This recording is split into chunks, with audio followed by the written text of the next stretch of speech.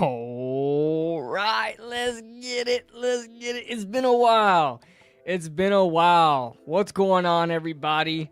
What's going on? Oh, snap. Give me a second. What's going on, everybody? We are back. Are we back? Are the Giants back? My goodness. We are so back. Back. What's going on, everybody? Omega in the building. Daniel Barry. Carlos. Shout out to Daniel Barry. Shout out to Omega. Shout out to my man, head honcho around these parts, Jaden. Money Mike in the building. What's going on?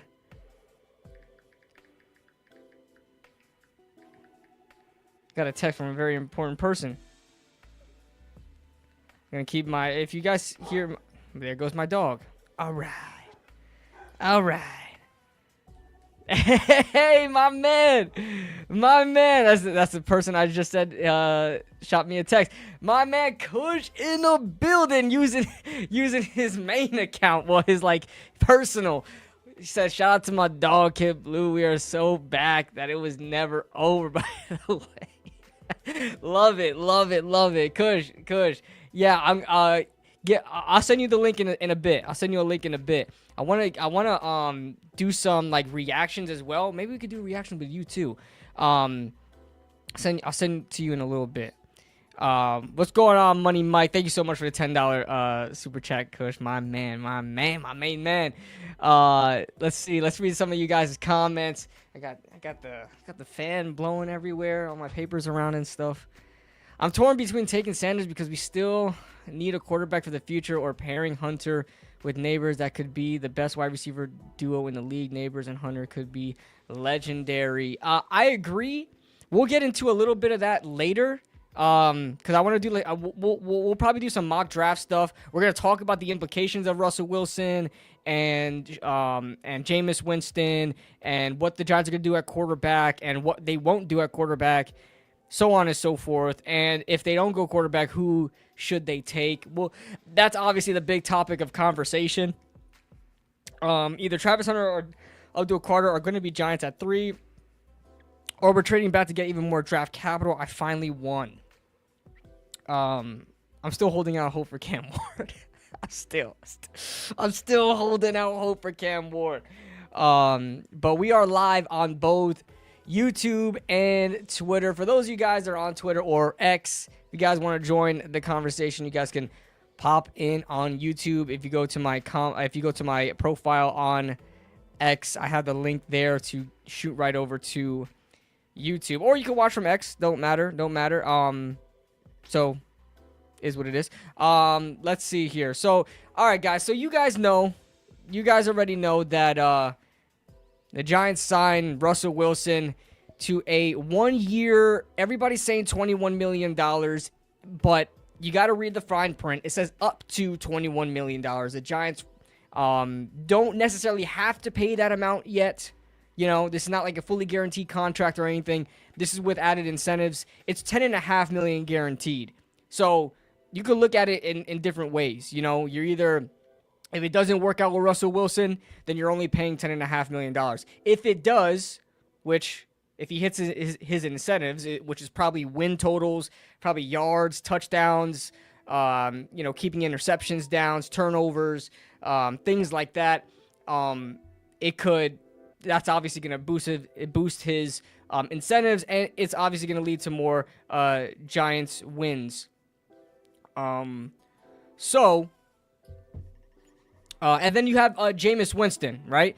Jameis Winston was signed to a 2-year, $8 million contract. This is a guy that is, well, based on the contract, is probably going to be around for whoever the Giants decide to. Okay, here's my big thing, all right? I'm going to get my take in here, then I'll kind of throw it over to you guys. Here's how I look at what the Giants want to do based on these contracts, okay? You have Russell Wilson for a 1-year, up to $21 million deal. 1 year. And it's crazy because who's the better quarterback? It is Russell Wilson, right? But he's only on a 1-year deal. Jameis Winston's on a 2-year deal, $8 million total. Just looking at that, just looking at that, just the contracts alone and comparing them both, my observation is that the Giants are not sold on quarterback this year. They want to try to win as much games as they can with Russell Wilson, and then while still having Jameis Winston there as a very competent backup, and then move over life after Russell Wilson, get your quarterback in there, and then Jameis Winston can help mentor that quarterback.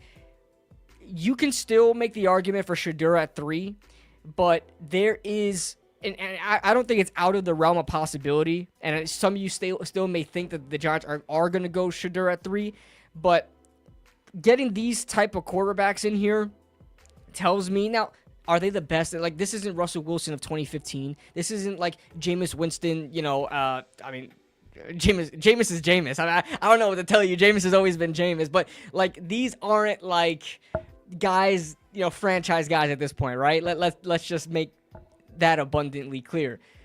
But these are quarterbacks that you can win with, that you can absolutely, they were not playing around with the quarterback position as far as what was available, in free agency, and they did what they can to bring in some talent in here to win games now, to win games right now. So if you believe that you can win games right now, you're not going to draft a quarterback at 3 when you have 2 potential super contributors in their rookie seasons in Travis Hunter and Abdul Carter. Like, that's just something you can't ignore. And if Shedeur Sanders was a top-tier prospect, a lot of people still think that he is. That's fine. That's fine. The league doesn't seem to think so, but that's fine if you think so. They might be willing to go in a different direction and say, hey, Shedeur Sanders is good, but we want to see what we can get in later drafts. We have Russell Wilson and Jameis Winston right now. Shedeur would not be involved at all this year, and we're trying to win games this year. That's how I look at it. And to be honest with you, it doesn't stop at just Shedeur. I think this takes away from getting a quarterback at 34, right? No Jackson Dart, no Jalen Milroe, although I think Jalen Milroe is like a guy that I have no clue where he's going. There could be a team that falls in love with him in the second round, and he may drop all the way to the 4th, because I think as a prospect, he's like a 4th-round talent.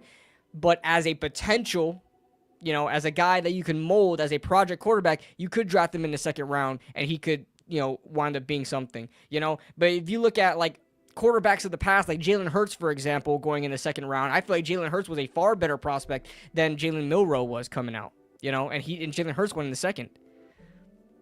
So, I don't know. Let's look at the comments here. I just saw your live on Twitter too. Shout out to Abrar. Yeah, we got a couple people on Twitter, a couple people on YouTube. So shout out to all you guys out there. Milroe is a 60 overall with 99 potential, right? Yeah, he's probably got superstar development, right? As we're putting into Madden terms, he's probably got superstar development, and but probably can bust easily. You know what I'm saying? I'm glad that he's not in the conversation for 1st round anymore. I think people just drink the Kool-Aid on college football so much. People don't understand the level of competition in college football. Yes, you have star-studded talent in college football, obviously, because they come into the NFL. But you guys got to remember, these NFL starting lineups are full of 1st-round picks. If you look at the best, like Alabama has a lot of 1st-round picks every year. A lot of these guys, even on Alabama starting rosters, aren't going in the 1st, 2nd round. They're going in later rounds too, and they are good Alabama. Like, college football is not top-tier level competition. You guys may think so. It's not. So when you see guys like Jalen Milroe just killing it in college football, doesn't always mean that it translates into the NFL, because the NFL is a lot smarter. It knows how to go after guys that are just full of talent and not not able to hone on their traits. Like Jalen Milroe. Jalen Milroe needs a lot of coaching. I don't want to get into a Jalen Milroe rant, bro, because I think everybody at this point, watching him at the Senior Bowl, his performance in practice at the Senior Bowl, at the Combine. At the Combine, he throws a pretty ball. He really does, and he has amazing arm talent. This guy, if you can hone his abilities, is great. But look at Anthony Richardson. Anthony Richardson is a better prospect than Jalen Milroe, in my opinion. This guy went 3rd overall. We all drank the Kool-Aid on Anthony Richardson. Don't lie, you guys. I did too. It took some convincing, but I did too. And yo, Daniel Jones is about to start over Anthony Richardson. Yo, I will feel so stupid. I will eat my crow right here, right now. Come the summertime when the season is about to start, and the guy that we wanted to replace Daniel Jones with Anthony Richardson, if Daniel Jones beats him out for the starting job with the Indianapolis Colts, it's Anthony Richardson's job to lose. If he loses to Daniel Jones, who's supposed to be the backup, but if they have no choice, it's like hey, he's performing, I will feel so stupid. I will. I like Anthony Richardson. He's just wildly inaccurate. Does not know how to control his arm at all. And that's Jalen Milroe's problem. Does not know how to control his arm. Cannot read an NFL field. I remember watching Jermaine Burton's film last year. Granted, he didn't have too much of a great rookie season with the Bengals. I think he was dealing with some injuries as well. But it's a great Bengals receiving core, so it was hard to get on the field as it is. And then they had that undrafted rookie go off. But Jermaine Burton, I was watching his film, and the amount of times I saw him open that Jalen Milroe just couldn't find him. And Jalen Milroe wildly inaccurately throwing passes, throwing balls late, completely off the mark on timing, things like that, not reading the field, getting tricked. It was constant with Jalen Milroe. And I was like, are people saying this guy's a first-round talent? 'Cause I don't see it. So I don't want Jalen Milroe on the Giants. I don't. Because the problem is we're going to go on to the whole Tennessee Titans thing with Will Levis, where you're going to draft a Jalen Milroe second, third, maybe even fourth round, and you're going to just skip out on drafting a quarterback in other drafts in the first round because you're like, hey, we have somebody here in Jalen Milroe that we believe in. And then they're gonna throw the franchise at Jalen Milroe and try to make him try to find a cheap shortcut option for a franchise quarterback at Jalen Milroe, and they're inevitably going to be disappointed. That's why I don't want Jalen Milroe. He's a fun talent. He's a guy that has a lot of potential. I'm not here for potential, guys. I want blue chips. Sorry. We waited too long. We waited too long to be getting potential guys. We waited too long for that. I want a guy that's gonna hit right away. Sorry, I'm not in it for the long haul. Sorry. If I'm gonna go get a quarterback, this is why I said I like Jackson Dart. I do. Even before this Russell Wilson, Jameis Winston thing, I said I do like Jackson Dart. Not for the Giants. Not for the Giants. Go be a project quarterback and go have all the potential in the world for another franchise. Not mine. I want a guy that is going to be coming out of college and be the guy where I don't need to worry. Yeah, listen, drafting a first-round quarterback, does that mean he's going to work out automatically? No, but it ups your chances because he's a better prospect. It ups your chances. So, the only quarterback I want in this draft is Cam Ward. The only guy I feel like is going to hit is Cam Ward. Is there risks involved? Yeah. Is he the best quarterback I've ever seen as a prospect? No, not even close. He's quarterback. Oh, man, where would I put him? I'd probably put him at quarterback 5. Quarterback 5 in last year's draft. And I know a lot of people keep saying, but this is this year's draft. I get it. This is why I would draft him number 1 overall. That's why I would draft him. He's the best quarterback in this draft class, and I think he's going to hit. This is not a Kenny Pickett type draft where there's just nothing going on in that draft. I think Cam Ward is going to hit. I think Shedeur is going to be fine. I think Shedeur is going to be okay. I don't think Shedeur is going to be a franchise guy. I'll be honest with you. I just don't think Shedeur is going to be a franchise guy. He may be there. He may be that. I just don't see it. And if you're not in love with your prospect, you don't draft him. You don't draft him because the franchise wants you to, or the media says he's the. You gotta trust your own scouting. And I just don't feel like he's gonna be a franchise guy. I think he's gonna be good. I think he's gonna be like league average. And a lot of people say, well, that's just fine. Sorry, not at 3, brother. Not at 3. And number 1 overall, Cam Ward. I feel like Cam Ward could be a top 10 quarterback. I really do think that. Now, Shedeur Sanders has a lot of those traits already honed in as a rookie that Cam Ward doesn't, but Cam Ward has all the physical talent that Shedeur just doesn't have. that I know Cam Ward can work on his timing. I know Cam Ward can work on his footwork. Cam Ward doesn't care about his footwork. That's the problem. That's the problem. He's so nonchalant. He's so confident in himself. I'm not saying that like I'm glazing him. I'm just saying that Cam Ward, when he takes the snap, he's like Ashton Genty. Ashton Genty just sits there, right? Just like, I'm going to murder whoever crosses my path. Cam Ward's the same way. Takes a snap, doesn't do any hitches, doesn't do a drop back. He just takes a snap and says, all right, I'm about to dot up some unfortunate defensive back right now, and just unloads it. The fact that he can throw with no footwork is insane to me. And that also has some negative perks too with the accuracy issues. There's accuracy issues with Cam Ward. You know, I have Cam Ward probably the 5th best quarterback in last year's draft. I would have Caleb number 1. As much as everybody likes to use hindsight, you know, everybody likes to use what happened in Caleb's rookie year to try to determine who was the best. Caleb was the number 1 prospect. I don't care what anybody says.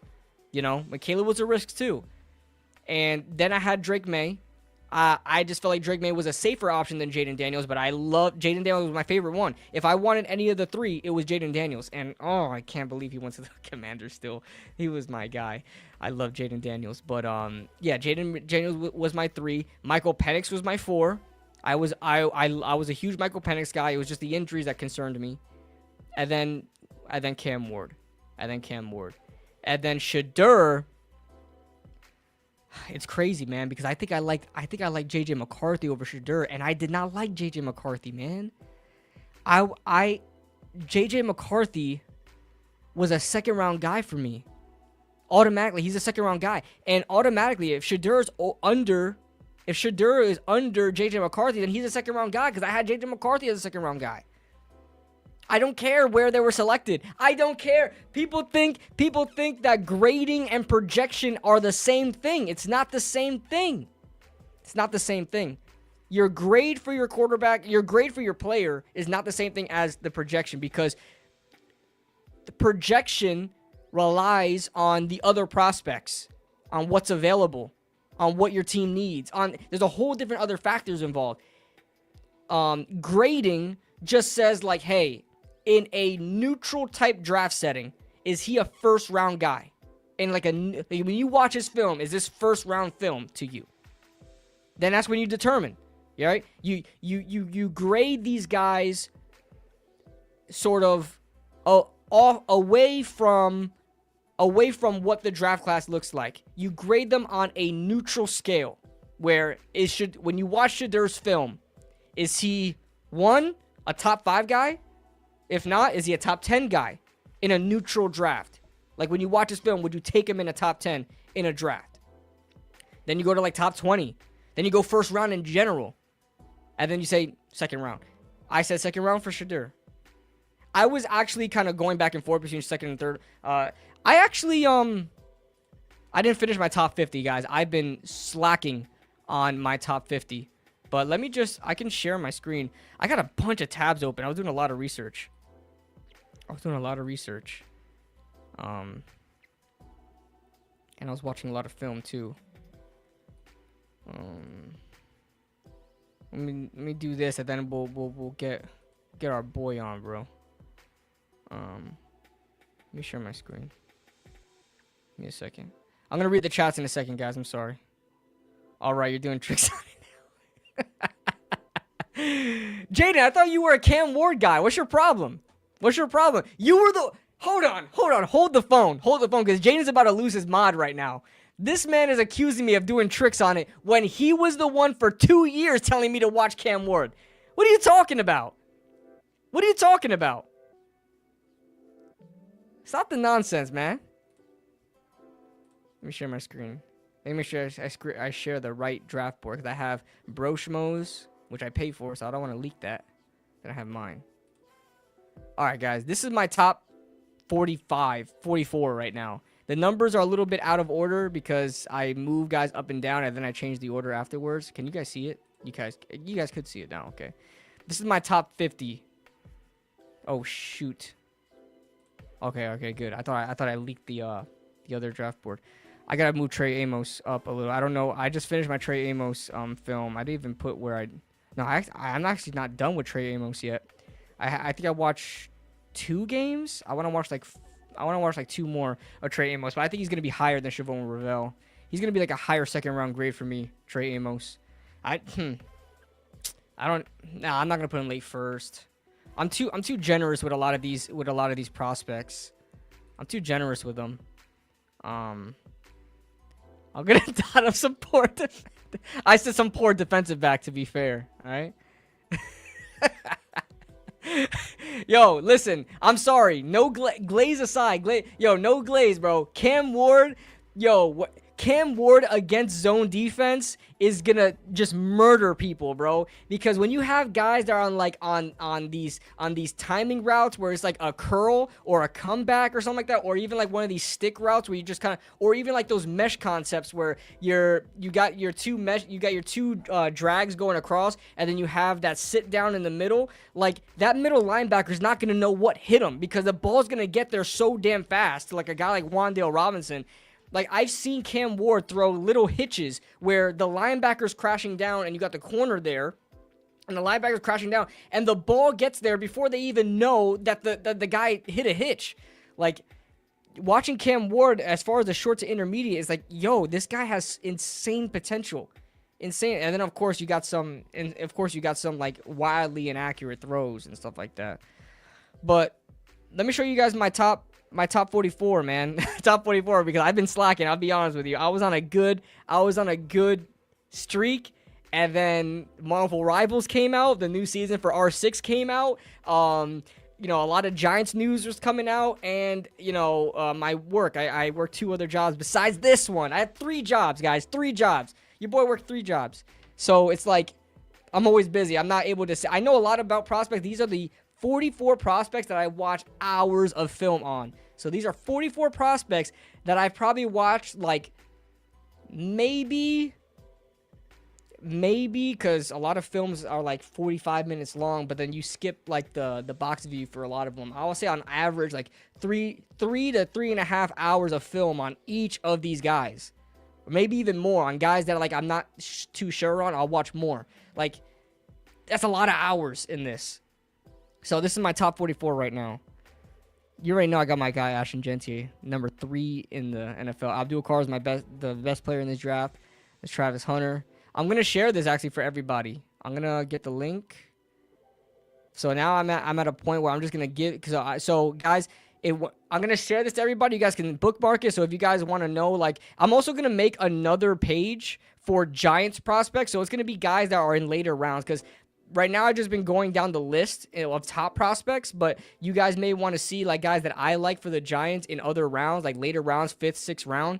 I'm gonna make another sheet soon for just Giants prospects that I'm targeting in certain rounds, so you guys can look at that too. But I have here, this is my big board, obviously, and then I have my eval. So when you click on this, you have a whole eval, like pros and cons, right? You got pros and cons. Sometimes I'll throw a little nugget of stats in there or something like that to help my, you know, whatever.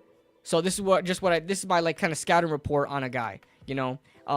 Eventually I do want to like expand this to kind of put stats in there. Like a big inspiration is Broshmo. He has his own big board that he puts a lot of work in that I'm not going to reveal because it's paywalled. So, but that's the big inspiration I'm getting from this. And so that's what I want to do. I want to share it with you guys. And you guys can kind of follow along on what I think about a player at any given time. Genti in front of Graham, though, absolutely. I think Genti is a star-studded talent. I think he's a blue chip guy. Yeah, and that's right. Tet McMillan. I don't want to see no Tet McMillan hate at all. No Tet McMillan hate at all. He's the 5th best player in this draft. I think I'm gonna move Will Johnson down a little bit. I'll get to that later, but let me share this. I'm gonna give you guys a link. Can I pin this from StreamYard? Everybody on Twitter, if you want the link, come to YouTube.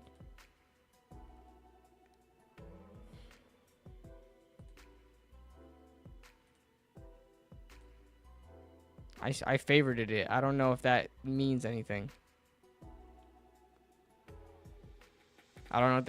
Well, there's a link for you guys so you guys can view it to your pleasing. But yeah. Yo, let me send a link to my guy. Yo, Kush, if you're still there, check Twitter. I'm not sharing Twitter, am I? No.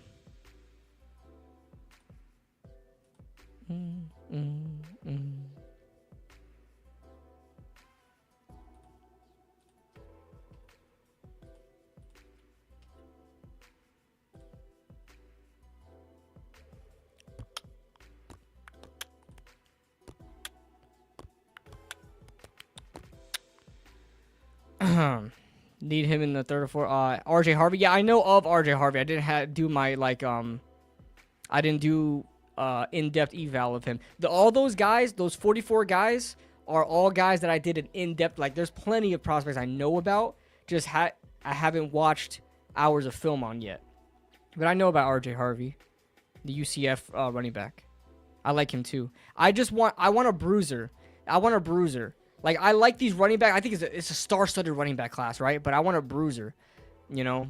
I want a guy, who's in my other mock draft? Montreal Johnson's all right. Kal-El Mullings. Kal-El Mullings is a good, he's like a 233 option. Oh, my God. What's his name? Ashton Hill? Everybody's doing it now. Everybody. Hey, he's back. Hey, my guy is back in the building. Hey. I was on the it's banana just like old times. Or anybody else. Just like, hey, always had. Oh, he always had the banana. He did always have the banana. Wait, can you even hear me, bro? Real talk. Can you hear me? Yeah. Raise your gain up a little bit though. Raise my gain up a little bit. Just a little bit. Let me know I'm continue talking. Yeah. You good? That's good. Yeah. Yo, first off, bro, thank you. Shout out to Kid Blue, bro. My man. Shout out to Kid Blue. Shout out to everybody in the chat. If you also remember me, I don't blame you. All right, it's been a while. Bro, no. Listen. You don't know how much I get in my comments on random videos. Yo, where's Kush? I haven't, like, what happened to him? Is he good? Is he all right? I haven't heard of him. You guys just go live. Is something went wrong? I'm like, yo, I get so much of those comments. Not to derail the stream, just real quick. As y'all see, I got the GOAT in the background. He's always looking over me. Hey. That's the future Hall of Famer right there. I genuinely can't remember. It's been so long. I genuinely can't remember if I've ever been on any stream where they've seen my new place. I know you've seen my new place because, you know, my dog. I've shown it to you. I think you can't. Didn't you were live with me? You were live with me for at some point. Probably. At some point with there, yeah. I think you were. Real quick, like I said, I don't want to derail the stream. Obviously, I live on my own now. Guys, living as an adult is hard. That's really where I've been. That's honestly Tell me about it, bro. Living as an adult is hard. As soon as I got my job, I can't say where I work, but similar to Kid Blue, I never have to worry about losing a job because it's not in any type of private industry, I guess you could say. But ever since I got that, it's just been, you know, I got to worry about rents and other things and all of that. Shout out to Cletus, man. Shout out to Cletus. That's all it's been, honestly, guys. That's all it's been. But guess what? I finally got past probation. I don't know if any other job has a probation as long as this. It was literally an entire year. I had to get past that. Had to get in the right state of mind. And I will be honest, KB, I don't know if you could relate to this. I wanted to feel good about the Giants again before I ever thought about like doing anything, because it's a hobby, but I love the hobby. I love streaming and doing videos. Yeah. But if the team just sucks the soul out of me and not in a good way, then I can't be here. You know what I mean? I feel you. It's just it'll be a weird time to come back because listen, this is probably the worst season I've experienced when taking this thing seriously. This is the worst season because 2021 was all right, but 2021 we were still kind of going up a little bit. But like even 2023, the season after we made the playoffs, I feel like last year felt worse. Yeah, and it's just it's been rough, bro. It's been rough. But That's hey, are we here? Hey, if we don't get wins, at least we got memes. All vibes. Vibes. This is 2025. All vibes. This is the historic all meme quarterback room, and I'm here for it. Bro, did you see the video? Did you see the video I made? Yes, I saw it. I liked. I reposted, bro. And that was That was just 3 facts. minutes of memes. I could have made that a longer video, but I didn't want because Twitter only allows like a Yo, certain amount of the time. pre-game prayer. I want to be there for the pre-game prayer because you got Jameis gonna be talking about the Russell, horses are ready for battle, yeah, and you got Russell being an actual religious family man, probably yeah. having a sermon or something prepared. Like, bro, get Tommy DeVito off my team and still that all day, every day. I'll Yo, never it's forget. All right, hilarious. but Everybody's gonna. that would be We're gonna awesome. see this. I'm gonna be like, bro, stop. Cut it, cut it, cut it, Yo, cut it. listen. Before we get to seriousness, you know what I'm saying? Russell gonna have a great first 10 weeks, and then James gonna step in for those last 7, bro, because You that's just think how it's so? gonna go. You think that's what they're I gonna do? Just you sit him? know, I think it's possible, and that's what else I think it's very possible that he gets sat at some point. That That's means all we'll, it that means we'll be in a bad spot, is. Yeah, listen. right? But If they got to resort to going to Jameis, I mean we ain't winning games. listen, now we getting into real topics. I'm gonna let you direct me because I got a lot of thoughts. Yeah, You know what I'm saying? Yeah, I'm gonna let I you mean, direct me where you want to go with it. These guys know what I think already. They see my videos. I've been talking already for 30 minutes, but they really don't know too much about what you think about it. So tell me all your thoughts about the Jameis signing Russell Wilson and how you're feeling about the team moving forward. By the way, shout out! I gotta give you another shout out. Shout out to Max. What's good, Max? Hey, Max. I actually, funnily enough, not too long after I moved, I had a call with Max, and it was great. Max, I did not visit you because I forgot about you, and I guess I'll say this here. I got in a car crash like months ago. I don't have a car anymore. My car was totaled, and I'm Gosh, fine, obviously, dudes. I'm dang. fine, but like my car got completely wrecked in that crash, and I'm waiting. I mentioned earlier, oh my god, my probation is finally over. I was waiting for my probation to be over to know that I'm actually stable My in my God, job and you're stuff going like through that. my Yeah. like timeline right now. I got Did in you a car actually? crash. Did you? Oh my god. That was when I first started at the post office. I got a major car. I used that money to put a down payment on the house. Yo, oh my god. The sad thing is, bro, uninsured people are the worst. I'm not getting anything, bro. The other dude was uninsured, dog. And Oh I my don't want God, to. I don't want to say too much because I don't know what the legalities of it is all and no, all. But that is like, just bro, such a stupid thing I think. I mean, listen. I know there are a lot of situations in which that happens. The person that hit me had insurance they got, but I know that's so stupid how you won't get anything when they're not insured. yeah. But and if you're insured, you're insured. So it's like, and if you And weren't thankfully, insured, guess what? Thankfully, I escaped unscathed, bro. You know what? I'm gonna that's send you good. pics of the car after this, KB, Okay. because if you see the car, you'll be like, oh my god, you escaped unscathed. But that also means, like I'm not getting any money, bro, because I didn't need any medical bills. So it's like, Mhm. I'm not about to commit straight up fraud either and be like, oh, my neck or some shit. But like, I really came out with nothing. That's good. And That's so good. I'm waiting. Now that probation is over, I'm probably gonna take a couple months, just buy a car for like 4 or 5K or something, just another beater, just to go on with it. But to get back to football, KB, should we? Let's start with Russ and Jameis, I guess. And you may have seen this tweet. I live on Twitter nowadays. Shout out to Flex. I live on Twitter nowadays, bro. And you may or may not have seen this tweet if you're on Twitter, like just every now and then. Somebody, and I'm not doing this, to not give credit. I generally don't remember the person, but somebody tweeted out, did winning that Colts game in a roundabout way bless us? And that's kind of what I'm wondering about right now, because if we won that Colts game, yeah, we probably have the number 1 overall pick. And I'm Cam Ward FC all day. But it really affected how Joe Shane approached this offseason, in terms of the types of contracts he's giving out. And if I will give Joe Shane credit for anything, with Daniel Jones' contract being the only one that's the exception, every other contract has been something that doesn't hurt the team, to be honest with you, even if the player doesn't pan out. Even Greg Van Roten, who's still here, and I'll give you Greg Van Roten praise because you're not injured. You're not a starting guard, in my opinion, but we have you and you're better than the other options. Your deal isn't bad. It's not like anybody is saying, oh my God, if we cut Greg Van Roten, all of a sudden we could go sign Will Fries. Like, no, that's not the case. Mm-hmm. But Joe Shane, the type of contracts he gave out, and him knowing, or at least the public eye, it looks like, they may or may not be on the hot seat.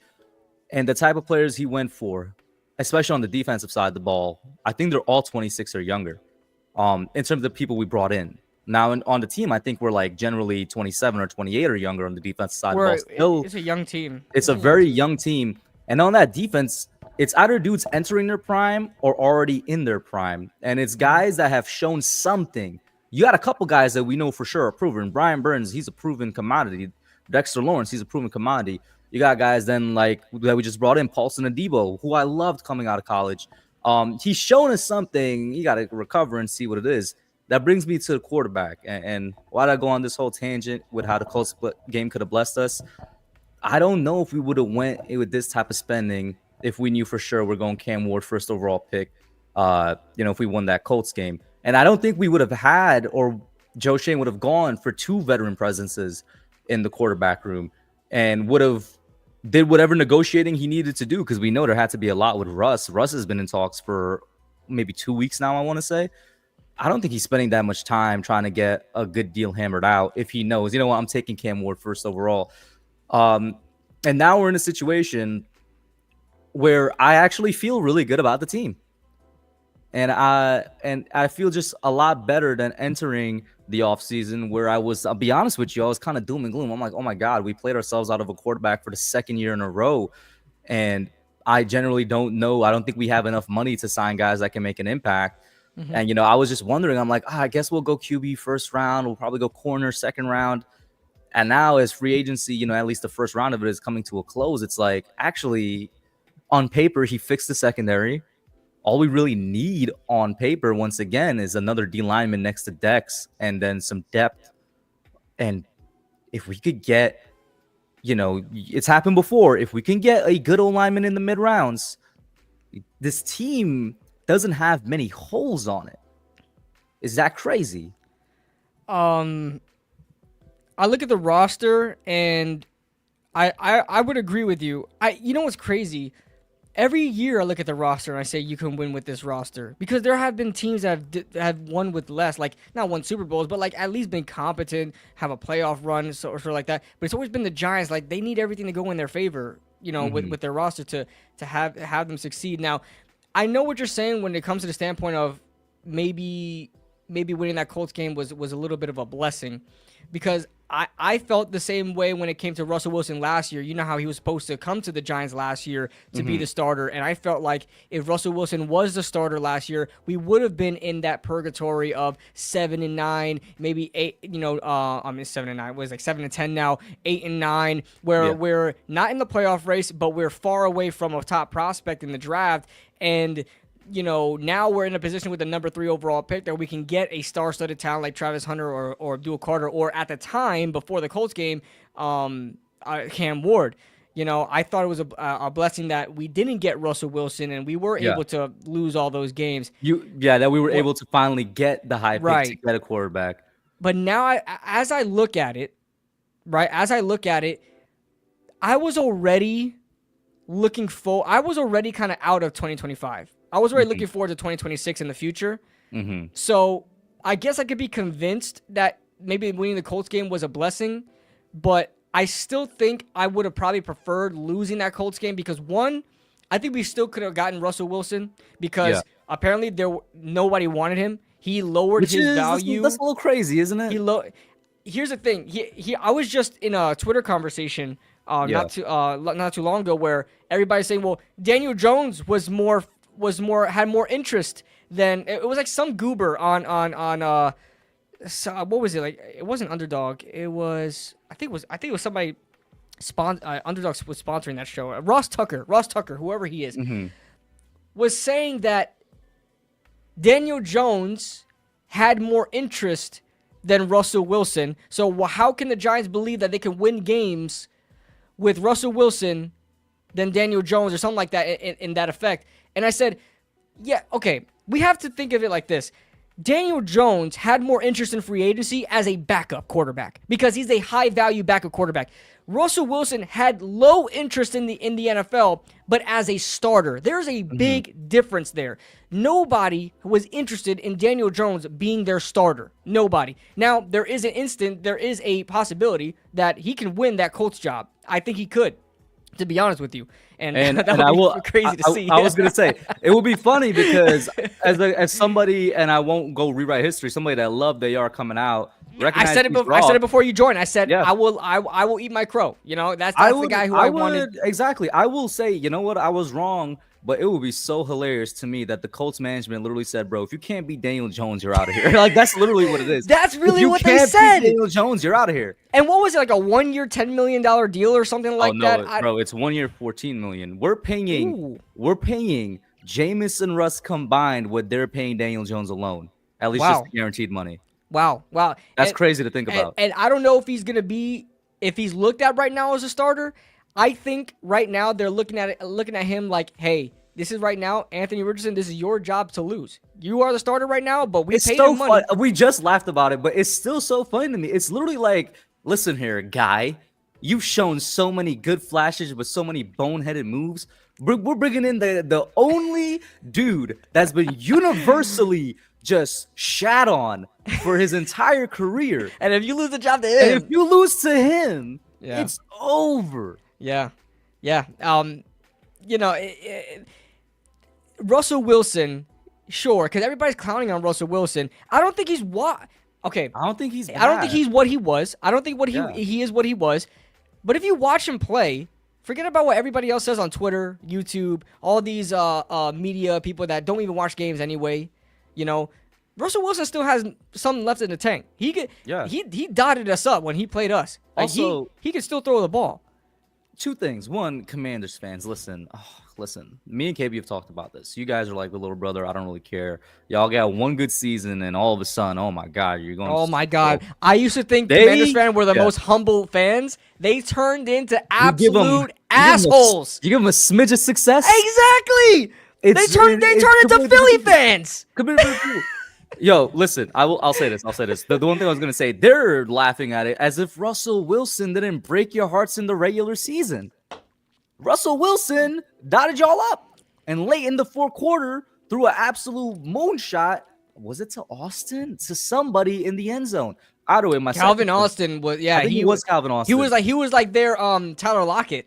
That's what it was. Like Calvin Austin. Yeah. What do you think, before I get to my second point, just real quick, straight off the cuff, who do you think is going to be his Tyler Lockett here? Wandale? Oh, well, Wandale doesn't go deep. Tyler Lockett was a Slayton, small. Right? Well, I know Slayton is bigger than him, but like just for the play. Here's the thing. That's a tricky question because Tyler Lockett was a certain situation where he was a slot receiver that can go deep. That was a deep threat. We don't really have that on this team. I mean, our deep threats are on the outside.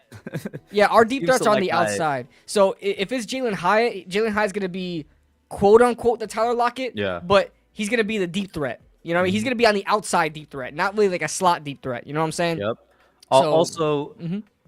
The second point I was going to get to is sometimes I agree with you. I think you just got to take a step back. All right. Forget the people that are, you know, the media experts and all of that, because like you said, a lot of them don't even watch the games. Just as a fan, guys, when you have a quarterback that at his peak was top 10, arguably top 5 at his peak in the NFL at the position, won a Super Bowl, you know, came close to winning another one, but obviously that game was on him.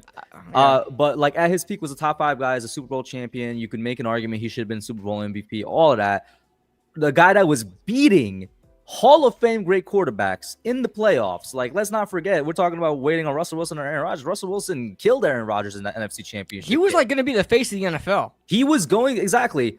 When you have that guy and they're towards like the latter half of their career, probably closer to the end of their career, they still have something to offer. It's not like they have nothing to offer. Even if KB, you already sold, or at least tried to sell the audience just now on what he has ability-wise, physically.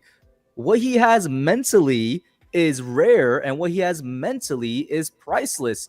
Even if he's here for 1 year, and hopefully, you know, maybe he comes back on some type of another 1 year deal if he likes it, to be the guy for a quarterback we draft next year. Or if we do draft a quarterback this year, whether it's in the first, second, third round, wherever, the best thing any quarterback can do is sit behind a successful veteran, a veteran. Like, they don't even have to be a Super Bowl winning quarterback. Look at Patrick Mahomes with Alex Smith. Now, obviously, Patrick Mahomes, he's one of the greatest of all time. But look at Jordan Love with Aaron Rodgers. Look at Lamar Jackson with Joe Flacco. Yeah, that's a good example. Who was better? Who was better at their peak, Joe Flacco or Russell Wilson? Let's keep it real. It's Russell Wilson. Russell Wilson. And Joe Flacco was never top 5. Yeah. And obviously you got to get that right young rookie quarterback and all that. But what I'm trying to say is, in addition to all that he can offer physically, and he does have a lot left in the tank. Shout out to Bobby Skinner, who's talking about the deep shot.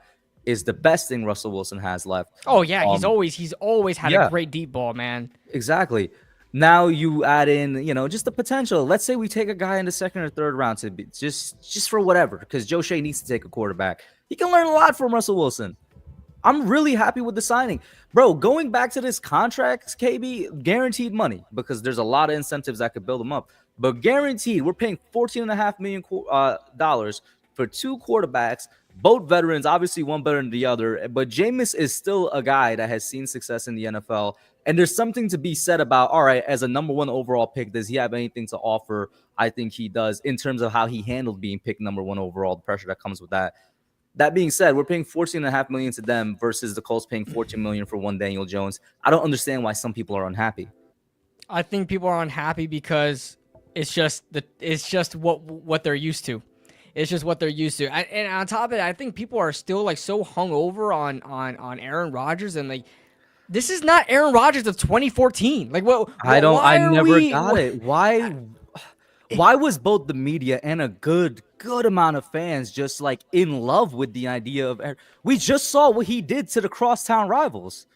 Yeah, and did we not remember that he had 4 plays last year before he went down with an Achilles injury because he was constantly pressured, and he went down with an Achilles injury. He's old. He's 41 years old, and like, we're Russell Wilson is the absolute media circus that comes with him. Are we serious? And Russell Wilson is no young pup either, but he can still move. He's got legs. Like, he was still running with Pittsburgh, And the Giants, it's crazy to say this. I saw TJ, I can never pronounce his name. The former, that. Yeah. He said it on I saw it on Twitter. I think Authentic posted it, where he was like, "Listen, Russell Wilson coming from Pittsburgh to the Giants, the Giants have a better offensive line." When he said that, I'm like, "Oh my god, do we? With all our starters healthy, yes. I think with all our starters healthy, yes, because we have." I think the best of our interior O-line is John Runyon. Is not great. John Michael Schmitz, I think, is so overrated. Thank God I was vindicated of that. I mean, I'm not happy that he didn't work out, but I was saying that since he was before he was drafted, I did not like him. I'm so disappointed, and I hope to be proven wrong, because I really thought we just you don't need to be an all-pro center, but I thought we drafted our center for the next 10 years. Thank God they didn't draft him in the first round. I know Deonte Banks is no star either, but Deonte Banks, to me, I think was a victim of a scheme change. Then he's just terrible, because I think he got off to a good start in his rookie year. But if you look at the offensive line, I mean, yeah, the best of our guys on the interior is John Runyon, right? Greg Van Roten is like a guy that you could play there. He's serviceable. John Michael Schmitz, serviceable. I think, to be honest with you, Andrew Thomas, me and you are like the ambassadors of the Andrew Thomas fan club. We called it from before he was drafted, man. And then, right tackle, Jermaine Illuminor. I love this guy. He is so great, bro. Yo, forget about his Twitter. Forget about him on Twitter. He has a great Twitter. No, I said forget about his Twitter. Like, Twitter aside. Okay, got you. Twitter aside, because he's become my favorite because of Twitter. Yeah, but his play, he's a dog, bro. He's a dog, and he's actually a free agent signing that I enjoyed on the offensive line. We need to extend him expeditiously. I know he's not, to use he's underpaid. That motherfucker is underpaid. To use your term, he's no young pup. But I'm extending him expeditiously. Sign him for another 3 freaking years. He will be fine. Yeah. You know How why old is he? I think he's like 20. Is he like 28? You know why he'll be fine, KB? Because one, he obviously was willing to take, not the most amount of money to come here, because he said that he grew up a Giants fan. Do you know how much our swing tackle is making? Isn't it very the same as Jermaine? It is $500,000 less than Jermaine. Yeah. James Hudson, who is ass. He's terrible. Ask anybody who knows anything about offensive line. Bobby Skinner. Bobby Skinner hates him. If Bobby Skinner doesn't like a guy on the offensive line, I don't like him either.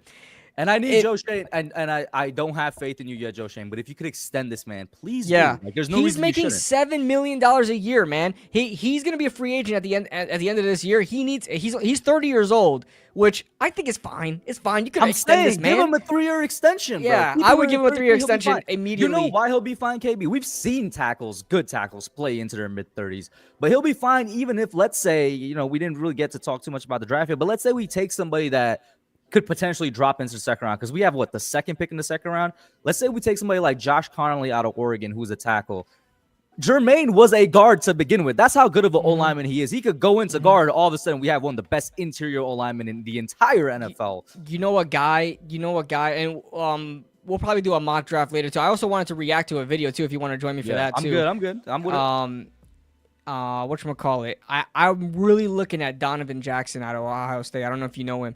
He's a flexible. He's like he's a much better version of Josh Azudu, pretty much, where he's a tackle / guard. But when we signed James Hudson, what I tweeted?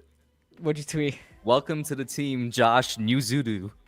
Oh, I seen that. Yeah. Yep. Listen, Yep. What I see Donovan James Jackson making that money. Donovan Jackson cannot be, if the Giants were to draft him, cannot be sort of poisoned with putting him at tackle, or like because of injury they had to put him. He's a guard. He played a lot of tackle at Ohio State, but everybody acknowledges he's a guard. He moves extremely well. He runs zone running like Brian Dable likes to do. He zone scheme, and I think he would be such a great fit in the second round if he ends up there. If the Giants get, like, let's say Abdul Carter or whatever at number 3, and then at 34 they get Donovan Jackson and put him at guard and have Greg Van Roten be a swing guard for us, I think that would be fantastic. I hope that thing can happen. QDA said, can we have a petition for them to at least try to? I don't know why they're so adverse to it. Somebody reported this. I can't confirm. I don't know if it's been confirmed by the Giants, but somebody reported this that they are going to put him at guard. Here's the thing. I've given up already. I've given up already. I was gonna say it was in 2022. We gotta let that go. They're not even gonna take the 5th-year option on Kayvon. All right, so just let Neal go. The unfortunate thing is like kind of similar to KB. I've already kind of given up on him. I hope to be proven wrong, but it makes me wonder, when did we hire our second best O-line signing? Was Jermaine's O-line coach from the Raiders. I'm forgetting his name. Carmen Brasillo. And did he come the year before? Or did he come the same year as Jermaine? Same year, right? Last year. Jermaine just got there first, and then Carmen Brasillo. Carmen Brasillo is genuinely the best thing that's happened to this O-line in a long time. I think Jermaine did get there first. I think Carmen Brasillo. I could. It might have been the other way. It might have been the other way around. Maybe the other way around. Because I phasily remember saying hearing Jermaine was the guy we're gonna get because of Carmen Brasillo. Speaking of two bookend tackles, we got bookend tackles in the chat. What's going on? He came at the right time, man. But my point being, because I have a lot of faith in Carmen Brasillo, and we saw it, like this team, this O-line, as you just listed out, KB, we have 2 really good tackles, 2 bookend tackles, as you said, and the interior is just serviceable. And when they're healthy, they are an above average O-line. That's because they have good O-line coaching now. I say all this to say, I'm very surprised each time. I'm just like, damn, bro, they're like so against putting Neal on the inside. I'm trying him out. Carmen Brasillo, as I just said, I have faith in. If he has a hard time putting Neal inside, it's probably because he's like, bro, like this dude is done. Like he's cooked. Like he's just barbecue chicken on wheels. Nothing is really gonna happen there. But yeah, going back to the Pittsburgh Steelers and Giants O-line comment that you made. Oh, I guess maybe we are. I never really thought about it. I would say, because you think about it, Pittsburgh has like really tried to get their offensive line to get to where it needs to be. They've been drafting a lot of offensive linemen lately, and then Dan Moore. I mean, Tennessee might be the dumbest franchise in history. They signed Dan Moore to like a huge freaking contract. Pittsburgh couldn't wait to get rid of him, and they, oh god. But I've seen people said Dan Moore is a backup that they just paid starter money. He's terrible. Why do you think they drafted 2 tackles in straight 2 years? They drafted 2 first-round tackles and they have Dan Moore, and Tennessee's like, we'll pay him $20 a year. That's insane. But that being said, I mean, the offensive line, it's getting there. They're working on it, but it's not as good as the Giants' offensive line. They don't have a guy like Andrew Thomas, that's for sure. Yeah, they don't have anybody like Andrew Thomas. Real quick, highlight Flex's last comment, because we were talking about players that we've given up on. I've kind of given up on Jalen Hyatt too, bro. I ain't gonna lie to you. I ain't gonna lie to you. Hey, who was the guy that said from got the it. beginning. I said this got it. before. I said, dear God, do not draft Jalen Hyatt no matter what. At least we because took him in the already- third, right? Was it the third or the second? It was the third. It was the third, but they traded up for the guy. They did. They traded up for the guy, and then you know who was the next pick? The other Tennessee guy that was better than him. What's his name? Somebody said it in the comments. Starts with a C. Starts with a C. Somebody's gonna say it after the delay. Somebody's gonna. If you can't know him, surely he can't be better. No, he is better. He's with the Browns now. He's like their number 2 receiver. He's good. He's good. The guy that can actually play, and he's not gonna be scheme dependent. Cedric Tillman. There we go. Cedric Tillman is pretty damn good, and I wanted him over Jalen Hyatt, and the Giants. Oh my God, the Giants traded up to get Jalen Hyatt, and I said this from the beginning. I know a lot of people had hope that Jalen Hyatt would eventually learn routes like Darius Slayton. Darius Slayton has had a ascension into the NFL. Darius Slayton, it's crazy that he's kind of underrated now because of how much bad we've seen from him. I've talked about Darius Slayton, like you know, I wasn't too fond of him, and like because he kept dropping balls and stuff like that, and I was annoyed with him. But looking at what he became, I was so happy we threw him that money. Like, and I know it's a meme. I know it's a meme that we paid Darius Slayton the same amount that Saquon Barkley should have got. You know what I'm saying? I know that. Yeah. But I don't want to overcorrect by making another mistake. And I'm not going to let Darius Slayton go because he's the best route runner on the team. And that's saying something when you have Malik Neighbors on the team. You know? He's also, like, I think Bobby has tweeted now, he's going to be probably the Giants, like, leader in terms of history for receptions at some point. Probably I like can see number that 2. happening. Probably not. Who's our leader now? I think it's Amani. It's Amani. It's Amani. Toomer, right? How long was Toomer's career? Like 10 years? Yeah, it was like he was like the longest tenured receiver, I believe. Yeah. He was like really consistent. Amani Toomer. Shout out to everybody in the chat, man. I see y'all. How y'all doing, man? Top. He's gonna be top 2 for sure. I'll say that. I'll say that with confidence. He'll be top 2. But if Darius Slayton has a long career, he could end up holding like receiving records as number 1 for the Giants. So, yo, that's crazy. Tiki Barber is 4th. Tiki freaking Barber is 4th, the running back. Damn. My God. Let's see. Oh, but is that just yards in general or just reception? Oh, it is receptions. Oh my goodness, receiving yards. Oh my goodness. All right. Where is Darius Slayton? Darius Slayton's 18th right now. But he can shoot up. Like he's very like everybody is very close to. I was gonna say I guarantee you like 18-8 those 10 spots. If he gets 1,000 yards, if he gets just 1,000 yards, so you go from 38.97 to 48.97, he's gonna be right under Tiki. He's gonna be right under Tiki. So probably by his season's end, by his career's top 5, end, you're saying? he got 3 years. Season end. I mean by his tenure contract end. Yeah, contract end. He could probably be out. He's not going to beat Amani. He's not going to beat Amani. Has almost 10,000. Amani has 94, 97. He's not reaching Amani. He can surpass Odell. Odell is 2nd with 54.76. So he can. I'm saying if he spends his entire career with the Giants in 2 years with really good seasons, he could surpass Odell. Yeah.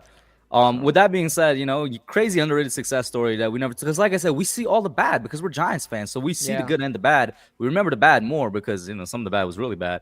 But Darius Slayton for being a 6th-round pick, you know what? I can't believe I'm saying this. Good job, Dave Gettleman. Probably the second best pick out of 2019 after Dex. Yeah, and probably the best draft pick he's ever made as far as value goes. You know, as far as value goes, the best draft pick that he's ever made because he worked out and he was. I mean, it sucks to say because he was our number 1, but he was our number 1 receiver for a number of years, a long time. And also, it has to be added. We know Darius knows like all the shit Giants fans says about him, and he still loves the team. He still loves the franchise. He still loves the fans. On Twitter, he's a guy that I love so much because he can let it wash over him.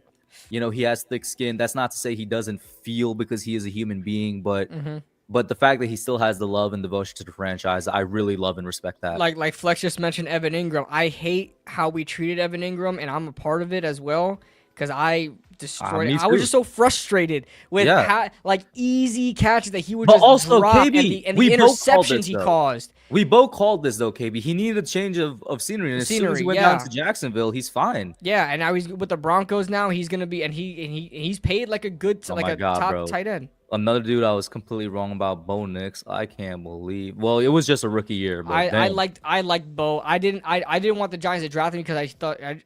Listen, I got a thing with older quarterbacks, bro. Not like, at I don't want a Not at 26-year-old quarterback. I just don't. You know what I mean? I just That's can't do it. Darius Slayton's quarterback, bro. Yeah. Out of Auburn.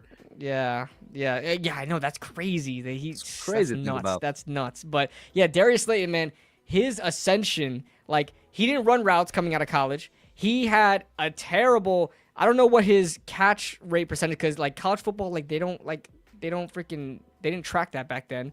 That I can't find. I don't know what his catch rate was, but he dropped like more balls than he freaking caught. He was terrible with that, but he was just a deep threat with speed. Now, if you watch him, I saw a video. It's like a top 100 routes in 2024 season or something like that. Darius Slayton is on there so many times. Really? Like, is there? He's. I know that he's best improving in route running. I didn't know he was. His releases he's consider that good now. I've been watching him on film consistently, and I'm just being awed of him because for about probably the last 2 years, his releases against man coverage is insane. No matter who it is, and it's always like they're the top corner. He's putting them on ice. He's putting them on skates, and he's like manipulating them. And with diamond releases, his quick feet and stuff like that, and beating press, getting strong and beating press, and getting upfield. Like, he's so good with that. He developed so much as a receiver. His hands got better. His routes got better. His feet got better. Everything. See him. Who trained this guy? We need right. him for Jalen Hyatt. Malik Neighbors came out and said that he's been vital to his development in the NFL. You saw him in one of the practice videos in training camp teaching Jalen Hyatt how to release like him. Yep. And so it's like, I do remember seeing that. Yeah, I love Derek. He needs to stay here. He's a New York Giant. He's one of the guys that I want. It's just he doesn't need to be. He's like a Amani Toomer. Doesn't need to be the best guy ever, because Amani Toomer never made a freaking. You're Pro right. Bowl, You're right. He needs to be our Amani Toomer. I kind of like that comparison. I hate that I kind of like it because it sounds blasphemous, but it's not really. Where he's gonna be like a fan favorite, where he's just gonna be in our group as one of the best to do it for us, where he doesn't need to be one of the best to ever do it in the NFL. You know what I'm saying? So I'll take that. And we said all that, I guess, getting back to the original question, just how I felt about the sign. I kind of gave how I felt about the signings. I feel like with Russ and Jameis currently, assuming we don't take a quarterback that's going to start, meaning we take a mid-rounder guy. I feel like with this room, we actually have a wider range of wins than I would have originally expected. We could win as little as like 6 or 7 games, but if things break right, we could win 9 or 10. I agree. That's just how it is. I'm not even trying to be overly optimistic, but I can see it because if you look at a lot of even last year, the craziness that happened last year, a big factor of why we were not winning games was the quarterback play. Like, if you were to have Russell Wilson last year, I think maybe we don't make the playoffs, but I think we're a competent team. I think we're a pretty damn good competent team, and half the problems that we have would not be there because we started off. I'm not a Shane Bowen fan at all. I'm not. But he had the team playing right. He had the team in position to break the single season sack record for a defense, right? They were on pace to do that with 4-man rushes, right? And not even just the defensive line, safeties, linebackers were contributing into it. And they were really strong for the beginning of the season, but they started to slow down. Why? Because the team was scoring 12 points a game. 12 points a game.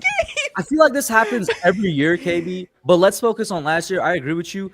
The biggest problem last year was quarterback play, and thankfully, because after 6 years of just eating shit every single week, some fans are starting to realize, and they're still just the most delusional fans are like, "Oh my God, Daniel Jones, have my babies! Oh my God!" Like, there's still those fans. Oh but my gosh! A lot of people realized last year, they're like, "Yo, you got the O-line, you got the weapons, you got a good defense. What the hell is happening?" You look at those just look at those first 6 weeks. That's all you got to look at. I agree with KB. our defense was performing. Our defense was performing at a level that for the Giants' history would have been historic. But when you got your offense scoring, I think you were generous, 12 points. Sometimes it looks like we're scoring 8 or 10 points. Statistically, it was 12 points. Through I think that was like the first half of the season. Off. Yeah, through the first half of the season, it was around 12 points. That's stupid. That is so stupid. 12 points, guys. And you want to keep the quarterback with 12 points. And then after DJ goes out, and it's not just scoring, but quarterback play includes stuff like everything that Daniel Jones has a problem with: pocket awareness, timing, placement, literally everything a quarterback should have. That affects just every single thing on the offensive side of the ball. And then when Daniel Jones go down, and this is Joe Shane's fault. Well, I mean, it's Joe Shane's fault he was still here because once again he signed him. But then it's his fault for thinking Drew Lock was the competent backup. Because then you have Drew Lock come in, and it's not really much of an improvement. Right. So besides the Colts game where he turned into Peyton fucking Manning. You have ass quarterback play for the rest of the year as well. And it's like, well, yeah, of course we're going to be really bad. You upgrade both of those. Jameis Winston is better than Drew Lock. Russell Wilson is 1,000 times better than Daniel Jones. And they're not elite. I'm not saying that. But if everything breaks right, yeah, they could win about 9 games. And yeah, they could also win about 6 games. I don't know. I think the floor is high. I think the floor is high. If you have a good quarterback, the floor is always high. You understand? If you have a good quarterback, the floor is always going to be high. I don't care how much you're paying the quarterback. As long as you're getting good quarterback play out of them, floor is always going to be high. I don't look at the price tag. A lot of I don't want to name names. But that's why I'm looking at the price tag, okay? Because it's so cheap. It's actually cheap. Yeah, but people are looking at the price tag and saying, "Oh, you got the same thing." The Ross Tucker guy. He was like, if you look at the price and the interest, you're paying Russell Wilson less, and he has less interest than Daniel Jones, and you think you're gonna win with him? Yeah. Like what? Yeah, because Daniel Jones was overpaid. Absolutely. Also, highlight Nova real quick, because we did mention this earlier. The young dogs, there's guys that are entering their primes, there's guys that are in their primes, there's guys that are absolutely proven commodities, there's guys that have shown us flashes. I love the potential of this young defense. Like KB, though, I'm not a Shane Bowen fan. I honestly don't know how it's going to turn out. On paper, KB, I feel like nothing except an absolute masterclass of coaching could ruin this defense. I don't think Shane Bowen is that bad. It's just what I'm saying is I don't know if he has what it takes to bring the full potential of this defense. But we should be a good defense.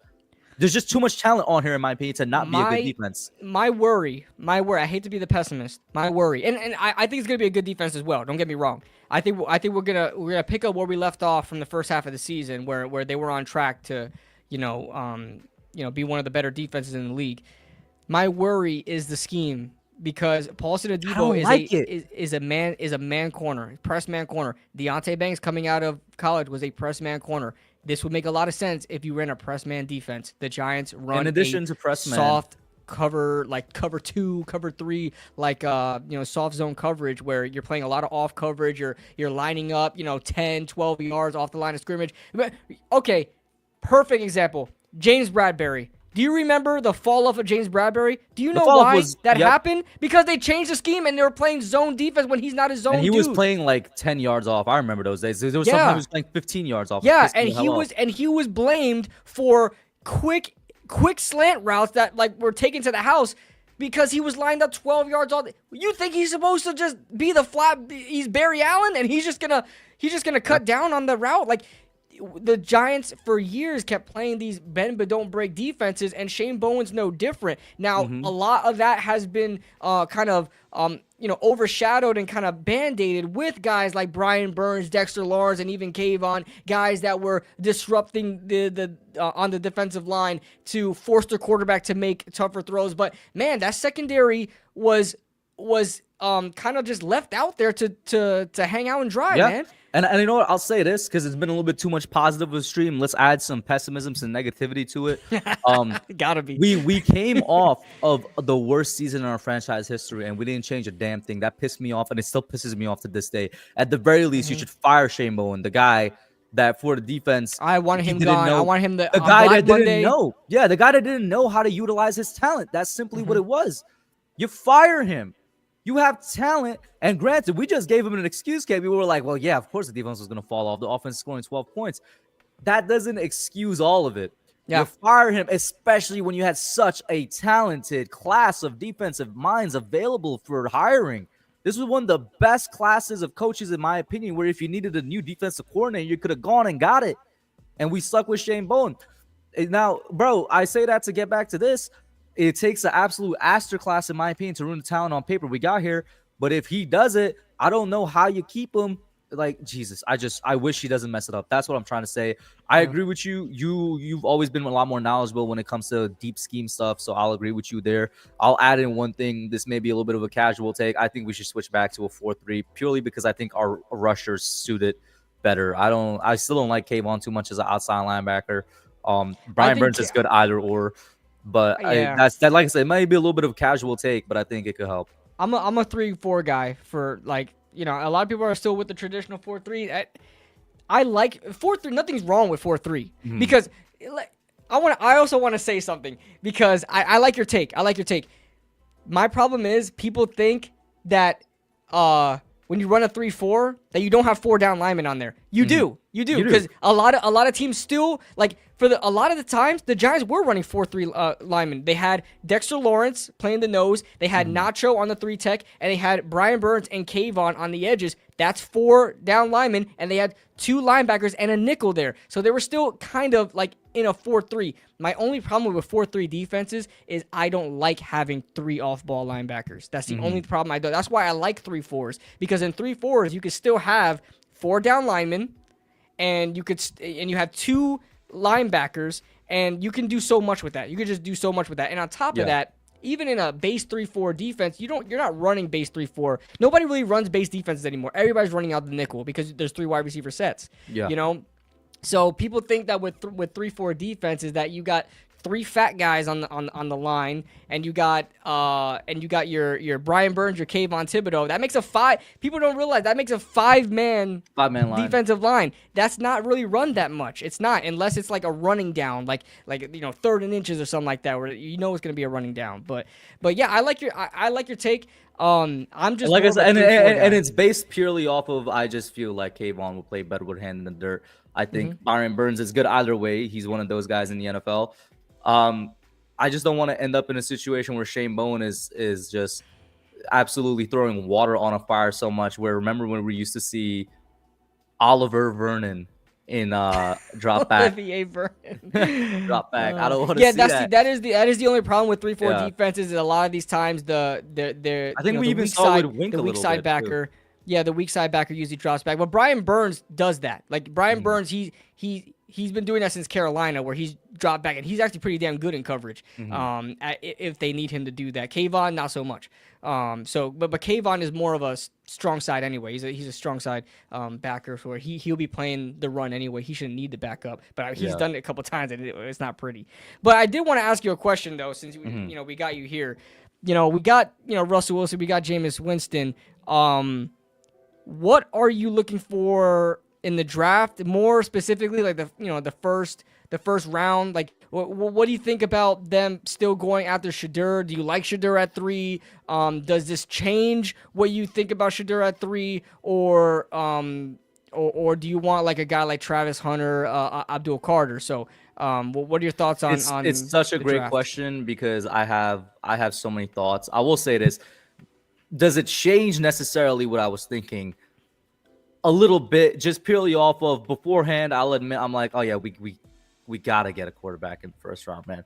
Like, I won't lie, that was a little bit of my thought process. I'm like, we gotta get somebody. We have to, like, I have no problem with Jameis, but you know what? He's perfect for a bridge quarterback. We gotta get it. Now with Russell there, I don't feel that pressure too much. And I've tweeted this a couple times since we signed Russell Wilson, because I think a lot of people think, oh, they're not going it at all. I'm like, no, that doesn't necessarily mean that. We could still 100% go quarterback and just have him sit behind, like I mentioned earlier, the proven thing of just sit behind somebody and learn. We could still do that. But now I'm a lot more open to say, fuck it, we ball, man. Go BPA every single round.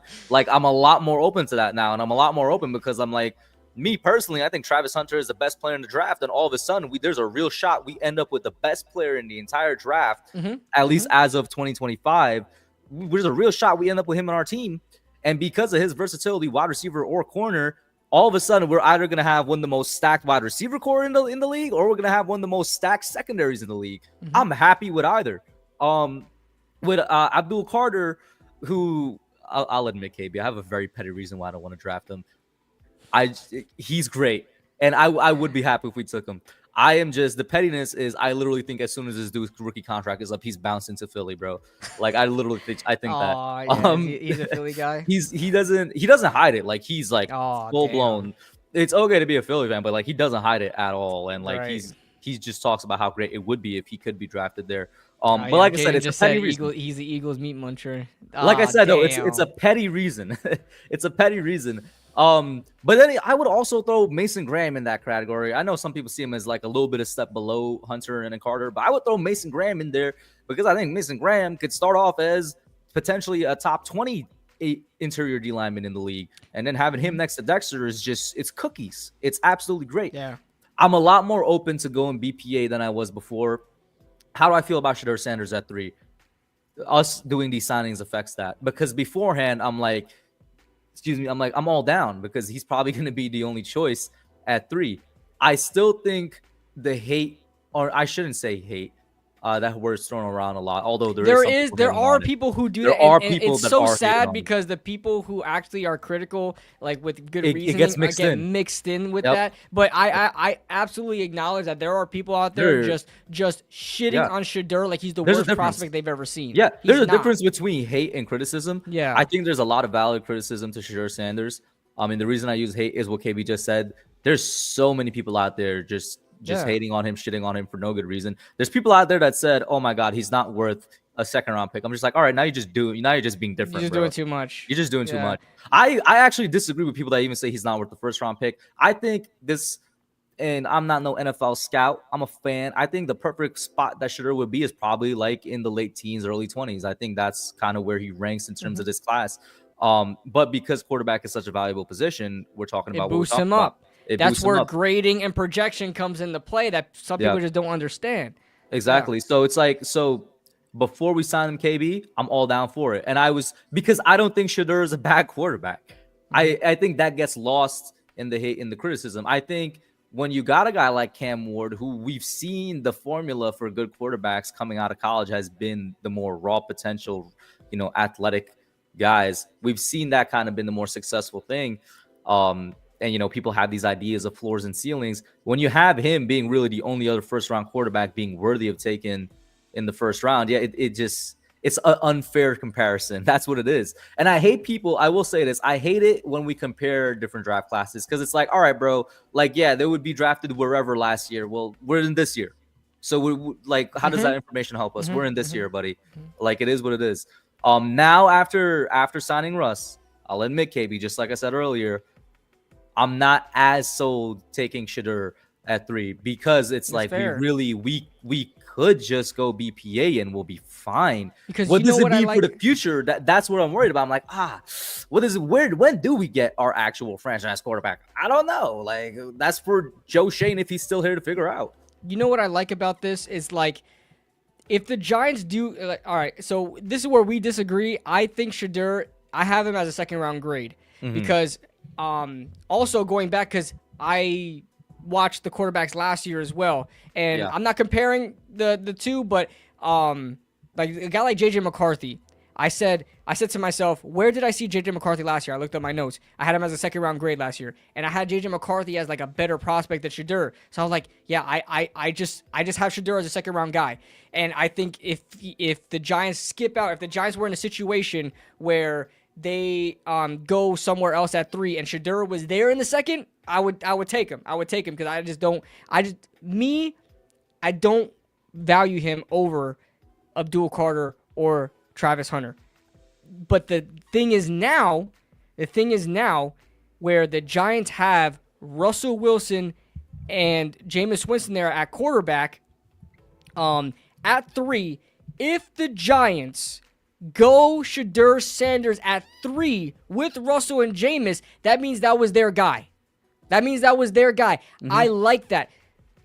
With all that being said, what I just said, that I think Shedeur Sanders is a second round guy, if they take Shedeur at 3, which would be against what I would think, I'd actually be open to it, because if they're not drafting him because they have to, they're drafting him because they want him, No, I agree with you. That means, oh my God, they're so sold on this guy. That means like, they're sold on him, and they're going to do everything they can to make sure that he works out. I said this in my prior video. If they had to draft Shedeur Sanders at 3, and they did it out of spite because they need to save their jobs, they need a quarterback right away, and they don't actually think Shedeur Sanders is worth the number 3 pick, then we're in trouble.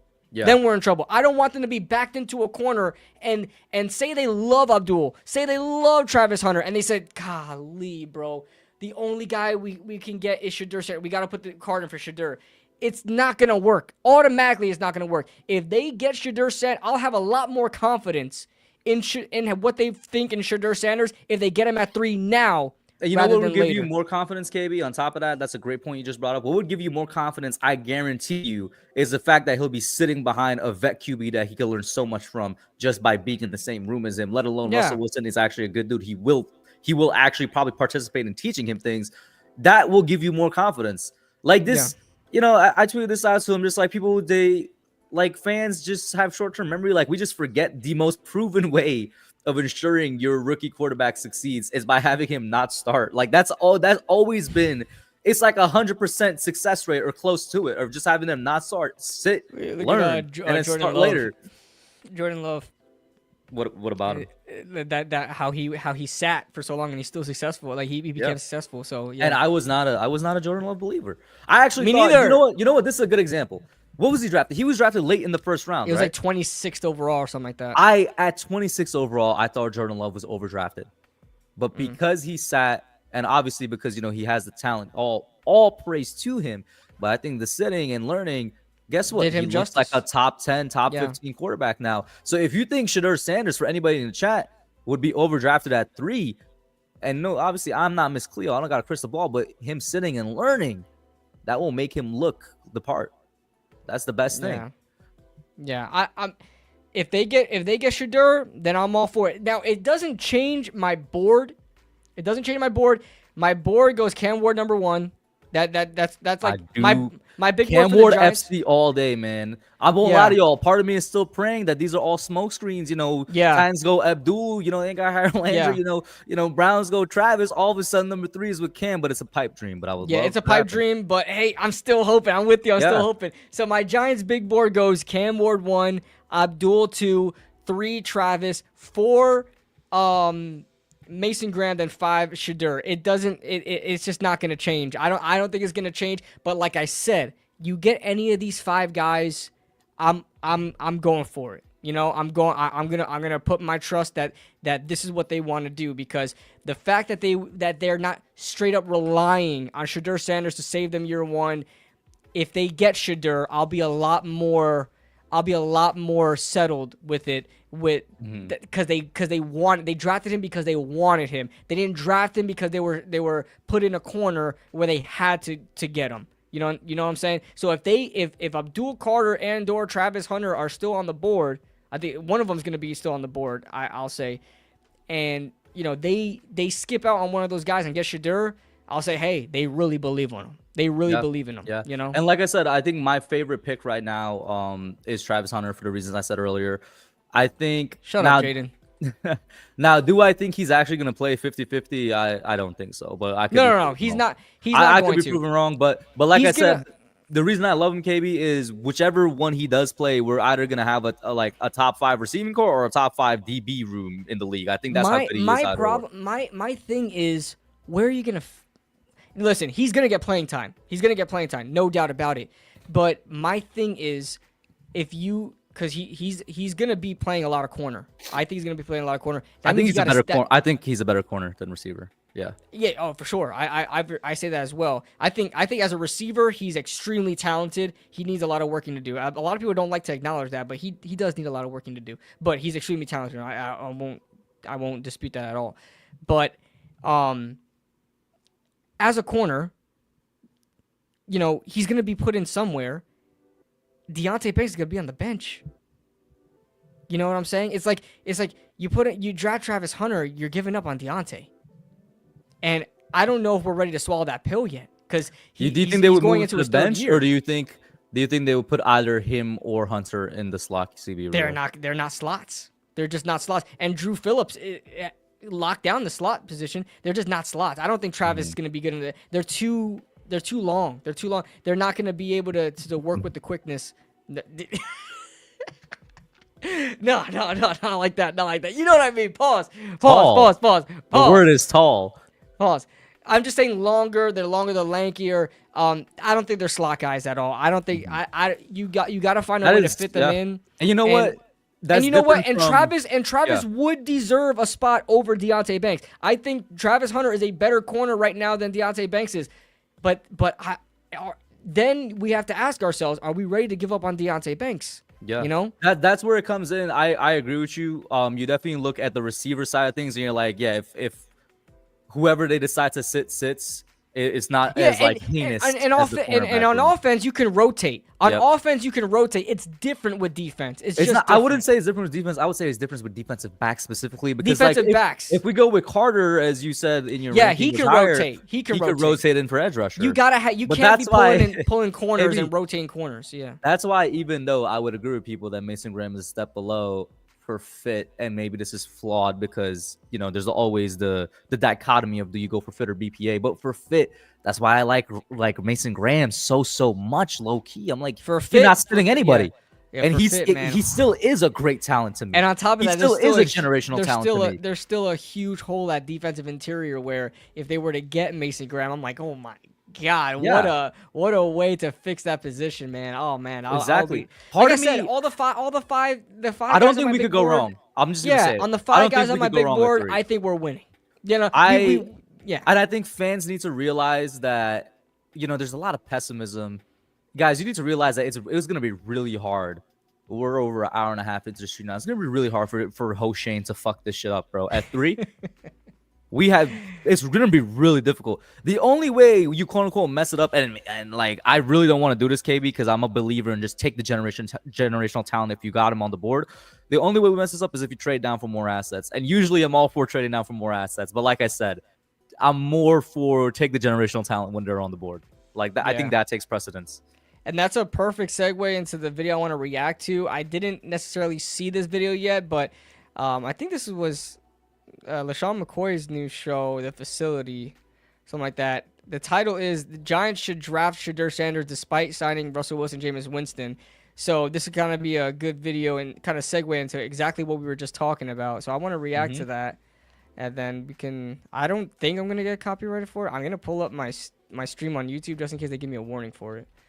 Just in case they give me it and I can catch it quick. I don't think they're going to get me for it because it's Fox. It's Fox. I don't think Fox ever messed with me like that. But you never know. Shout out to everybody in the chat, yo. Thank you all. Shout out to 2 Giant Goofballs, DCC, Money Mike, Jade, and Patrick Grove, and everybody else that's been in the chat. Thank you.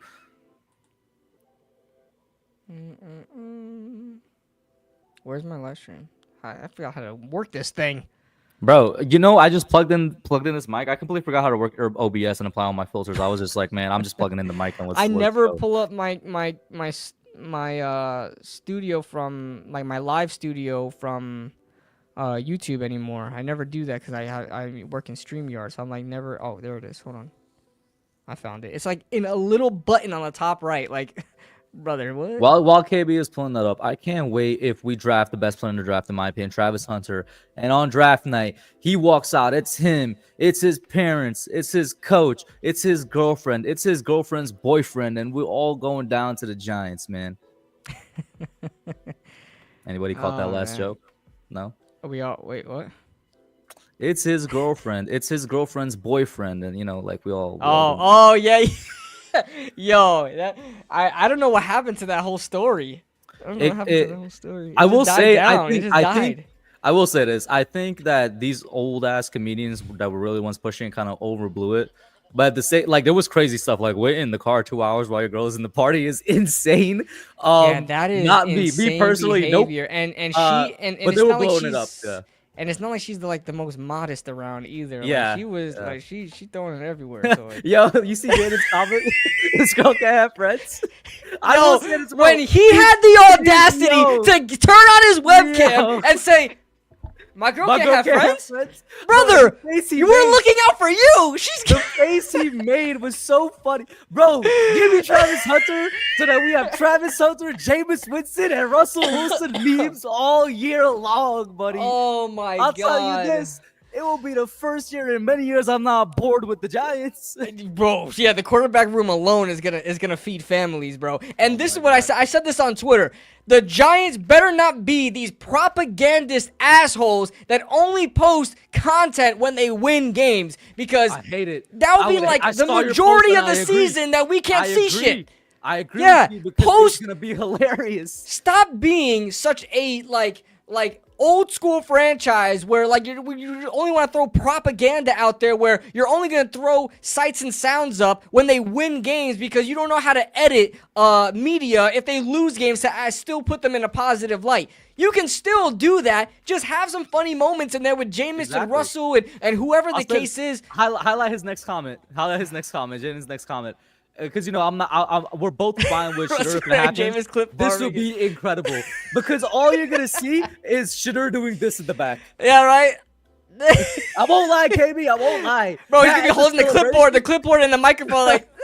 KB, I won't lie to you, bro. That is a celebration that moves me. It's so simple, but it's just right. moves It's me, better. bro. It's better It than. moves me. It's better than that, don't right? Don't even do that, bro. Oh my god. Yeah, I'm a tech guy too. Two giant goofballs. I'm a tech guy. I think. great. What is low-key with underrated? I'll say slow- that. Yo, tangent real quick. What is the hate surrounding by nobody? I'm on Twitter and I'm like defending Ted McMillan with like my life. I'm asking anybody to give me a reason why they don't like Ted McMillan. None. No. I promise you, nobody answers me. Nobody answers me. I could be off base with this. I think it's because like wide receiver just isn't valued as high as it was previously. I think people just don't like big wide receivers anymore. You think that's what it is? Because he's not like super fast and shit. Even though he's extremely shifty for his. If you watch him, he's 6'5", and he can catch a ball and take it to the house on a curl route or something while he's like putting people down and skirting around defenders. Like, he's insane. He's not as nimble as Drake London, but that man can move. What the hell you doing? Oh, I was hungry.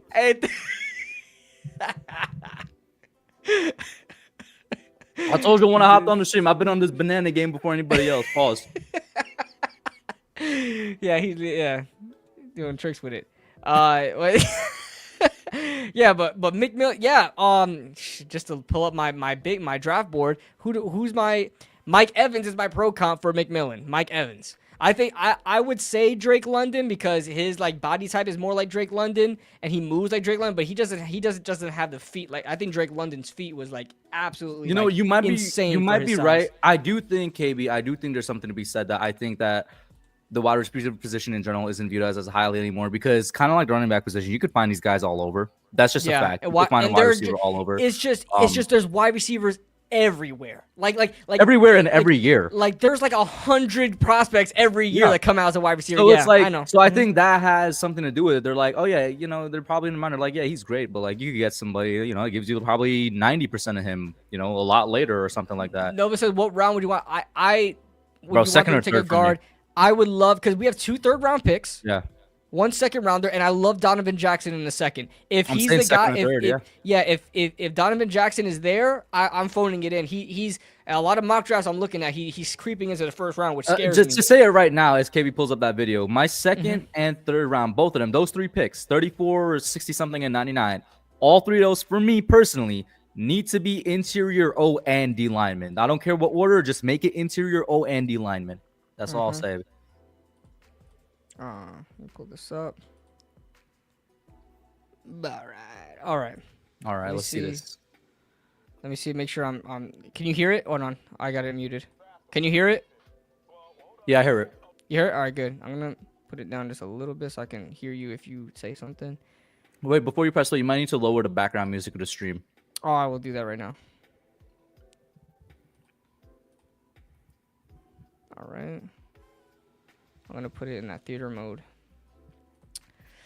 Bear with me, guys. The video just went blur. Yeah, cause I'm off the window. Oh, got you. Let me turn it off. All right. 'Cause I have it in a different tab. I have it on another Why does that account. picture as Jameis look so zesty, bro? What? I know. Let's see. I'm gonna put the stream on the side here. So if you wanna watch, Shout out Rob. What's good, Rob? Oh, is that R0B, Rob? Yep. What's good? Let me see.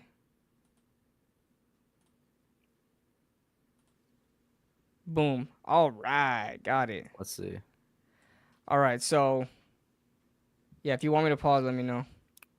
But I'll be pausing too. But I bet. all right, let's see, guys. This is Giants should draft Shedeur Sanders despite signing Russell Wilson and Jameis Winston. This is kind of the topic we've been talking about for the past like 30 minutes or so. So just going back and forth on that, and let's see if they can convince me otherwise. And Acho is very opinionated, so we'll see.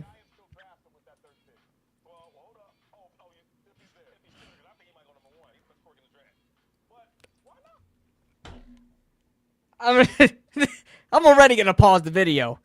What? You know what? I respect it. He just said Shedeur. Yo, Gibby, I respect it, bro. I respect it. I respect it. I respect it. You know Bro. why I respect it? Because you know why, bro? There's not a lot of people that's going to say that. In fact, there's LaShawn probably is one such a person in the world that glazer, will bro. say that, bro. Oh my god, LaShawn is such a contrarian glazer. Like this my man God. lives to disagree with everybody, bro. I swear, every time I watch this guy, he Oh, disagrees. yo, they're saying that they can't hear the video. What? You might need to put the video volume back up, I guess. Maybe for us, it would sound loud, but for them, it would sound just regular. Wait, do you guys hear it at all? At all? Can't hear the video. Can't hear. Did you guys hear it at all? Maybe it was a problem with it being on a window capture and not tab capture. Because I remember that was our problem before when we used to do this type of thing. Oopsie. Here, remove it. I'm gonna just stop the screen share and do it again. Sorry, guys.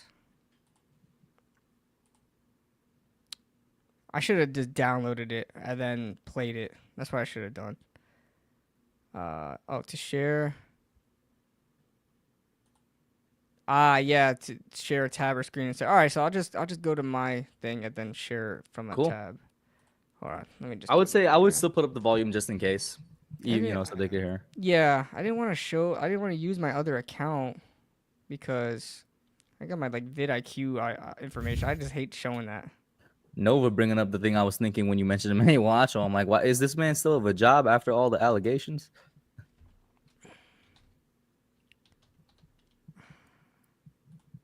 Who? Acho. Oh, yo, they just brushed on the Joy Taylor's they didn't still care. there. They didn't care, bro. You know why Joy Taylor's still there? Because it was confirmed that she was sleeping with the head of Fox anyway, or whatever, Fox Sports. So like she probably got OD dirt on him. You're right. Hello? Yo, I hate when it doesn't let you. There we go. Sorry, let me just take this out now.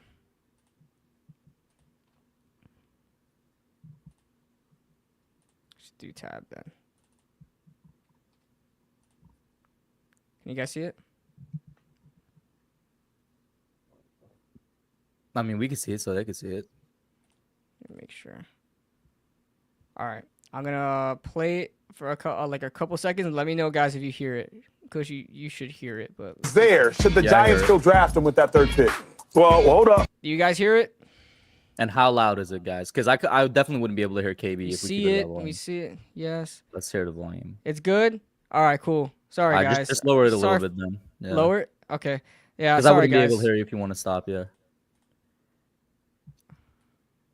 Yeah, probably that. Okay. I'm gonna pull you up here. I need a dual monitor, bro. That's what I need.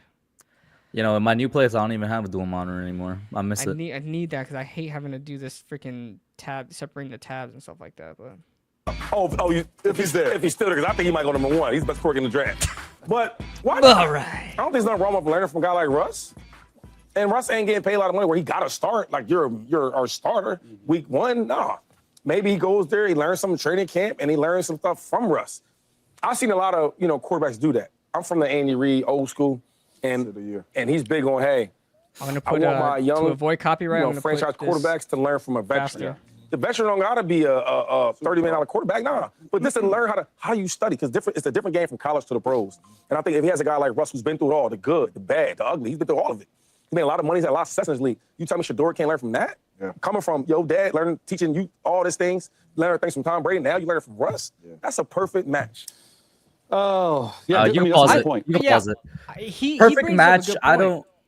I'll disagree first.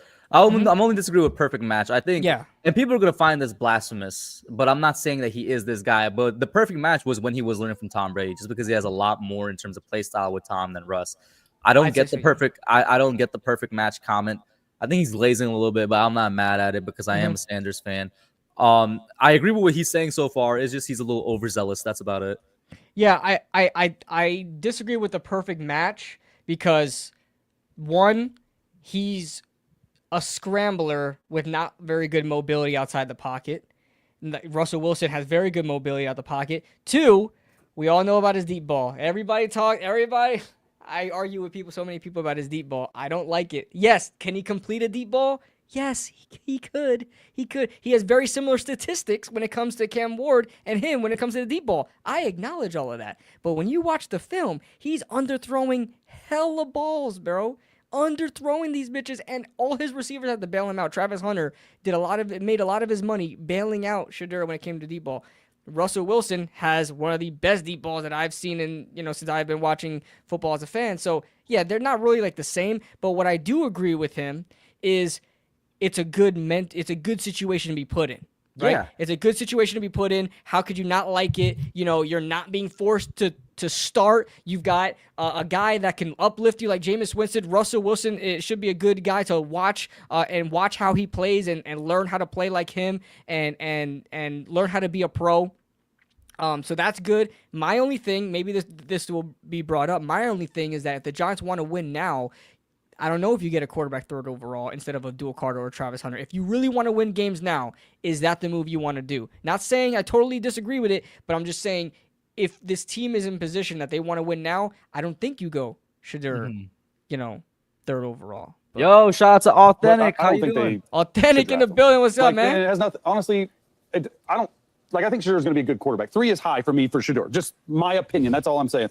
It's pretty simple what the Giants are telling us. That's all I'm saying, too. 3 is a little high for me. All right, guys? 3 is a little high for me. I don't mind it. I don't hate Shador. I don't hate him. But I'm a football fan at the end of the day. So I think Shador Sanders is ready to be an NFL quarterback. Like, this is what I took from it. My first reaction was they just aren't ready. He just isn't ready right now. Pair that with Justina Anderson's report yesterday that the Browns are trying to move back. It's clear that this class doesn't think anyone other than Cam Ward and the Tennessee Titans on the number 1 pick is ready right now. And I hate to pause it like so quickly after the last. You can pause it. You can pause how much you want, bro. I don't care. There's a couple things I want to say here. I'm trying to avoid copyright, so let's pause it as much as we want.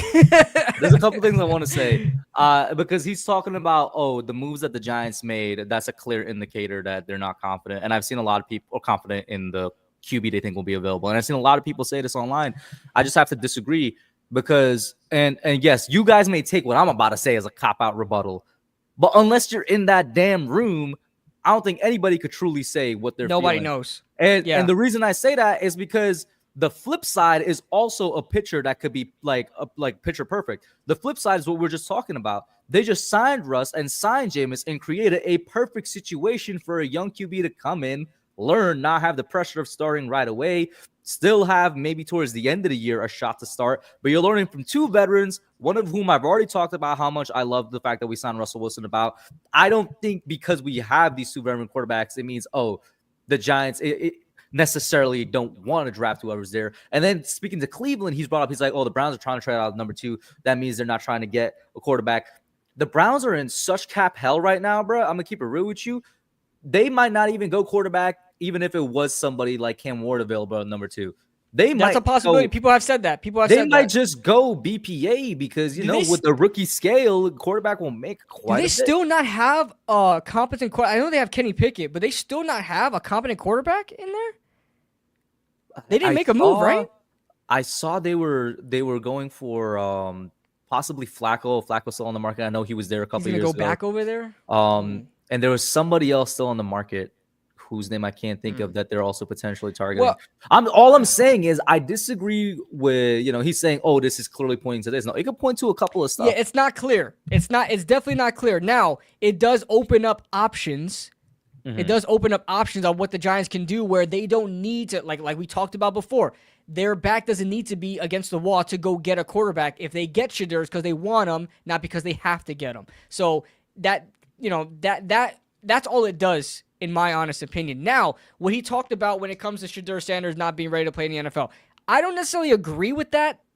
I think he could play in the NFL. I just don't know if he's going to be of the level that can be like a third overall pick.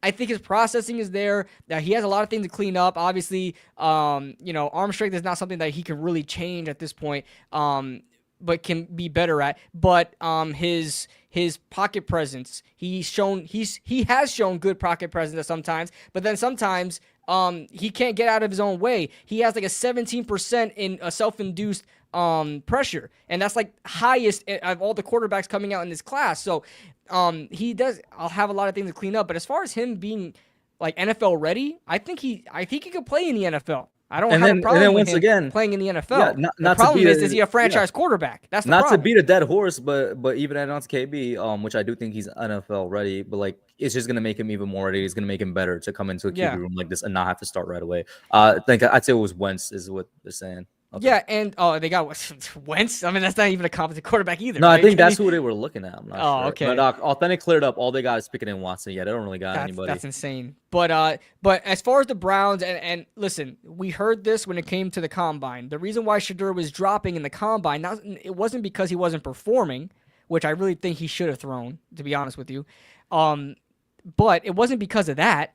It was because through league talks where everybody was talking around the league, there was an overwhelming sense that Shedeur was not quarterback one. It was like almost a unanimous thing that Cam Ward was the number one quarterback, and two, that a lot of teams felt like he wasn't worth taking at the top of the first round.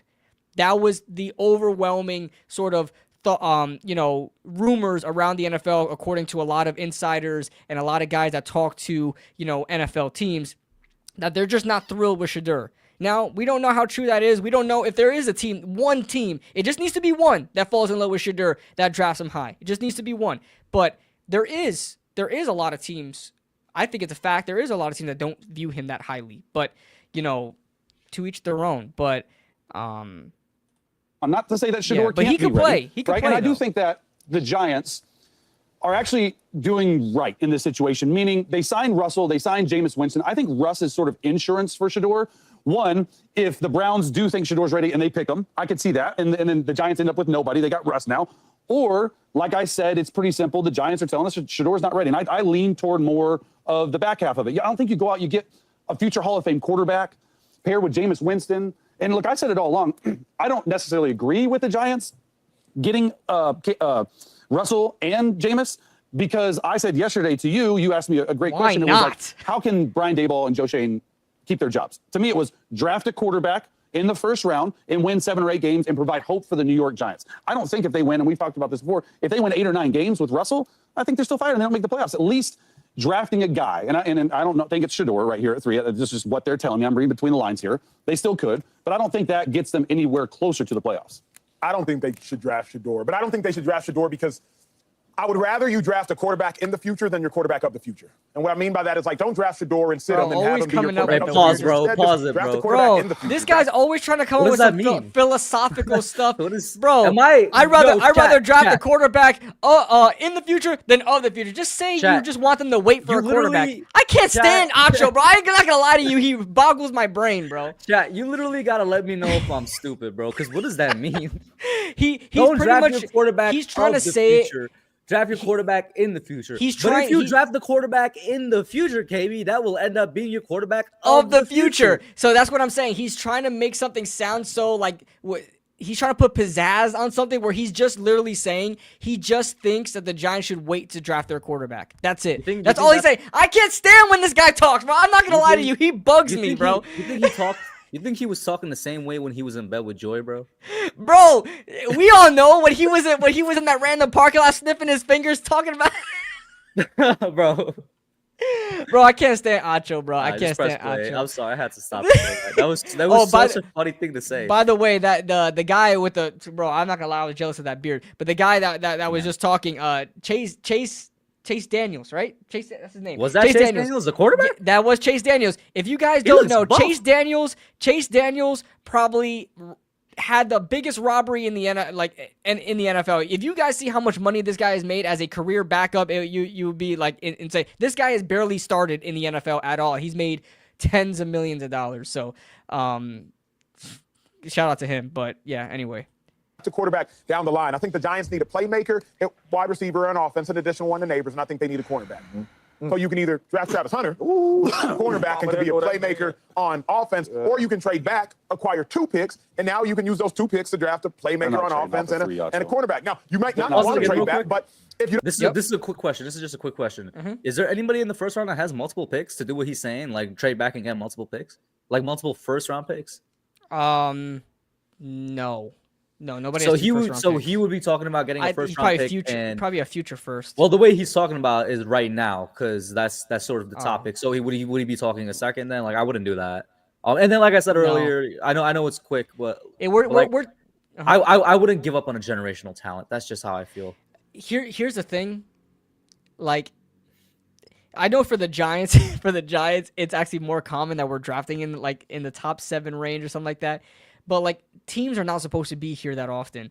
I have a real tough time with trading out the top 3.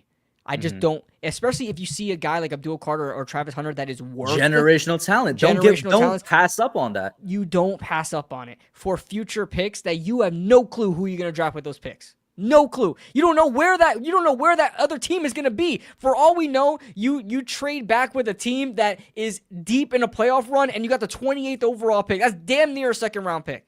You know what I'm saying?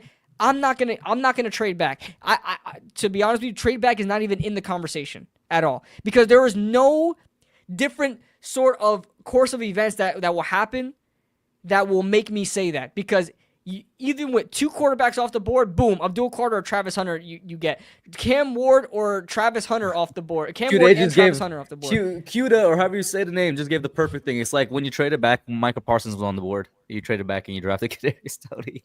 Yeah, exactly. And then we drafted with that. No, I'm saying in the next year we used that extra first round pick to get it was either I think it was Neil. It was no, Neil it was or Kayvon. It was Kayvon. Kayvon. It was Kayvon. We used that pick to get Kayvon. I mean, Kayvon was better than Evan Neal, obviously. Yeah. But yeah, you know, I would rather have Micah than Kayvon. I'd rather have Micah than Kayvon and Tony. You know. You don't trade off, then you draft Travis Hunter. Because Travis Hunter can maximize the New York brand. So that's the other thing you got to think about. Travis Hunter can put seats there as a non-quarterback position. Travis Hunter actually fits the depth chart of 2 needs that the Giants have. You need another wide receiver / playmaker on offense. I do want to say something is that they're talking as if Travis Hunter is going to be starting both sides of the ball like full time. It's not happening. It's not happening. He's going to be in my opinion, he's going to be playing corner, and he's going to have snaps as a wide receiver. That's where I really see him going. You see him doing. So this whole thing with like he fills 2 needs for you guys. I think he's gonna fill 1 need and he's gonna contribute to another. I don't think he just completely takes away from both needs. You know what I'm saying? That's how I think of it. And you need a starting cornerback. Travis Hunter is actually made prototypical to go to the New York Giants. So don't draft a quarterback of the future. Just draft a quarterback in the future and take Travis. So the only thing about that, and everybody I've gone the rest of that because there's Drew Aller, there's Wow. Arch Manning. Next year, there's some other guys. There's a lot of guys. However, we're forgetting that if they don't make the playoffs, Joe Shane and Brian Dable will not be there.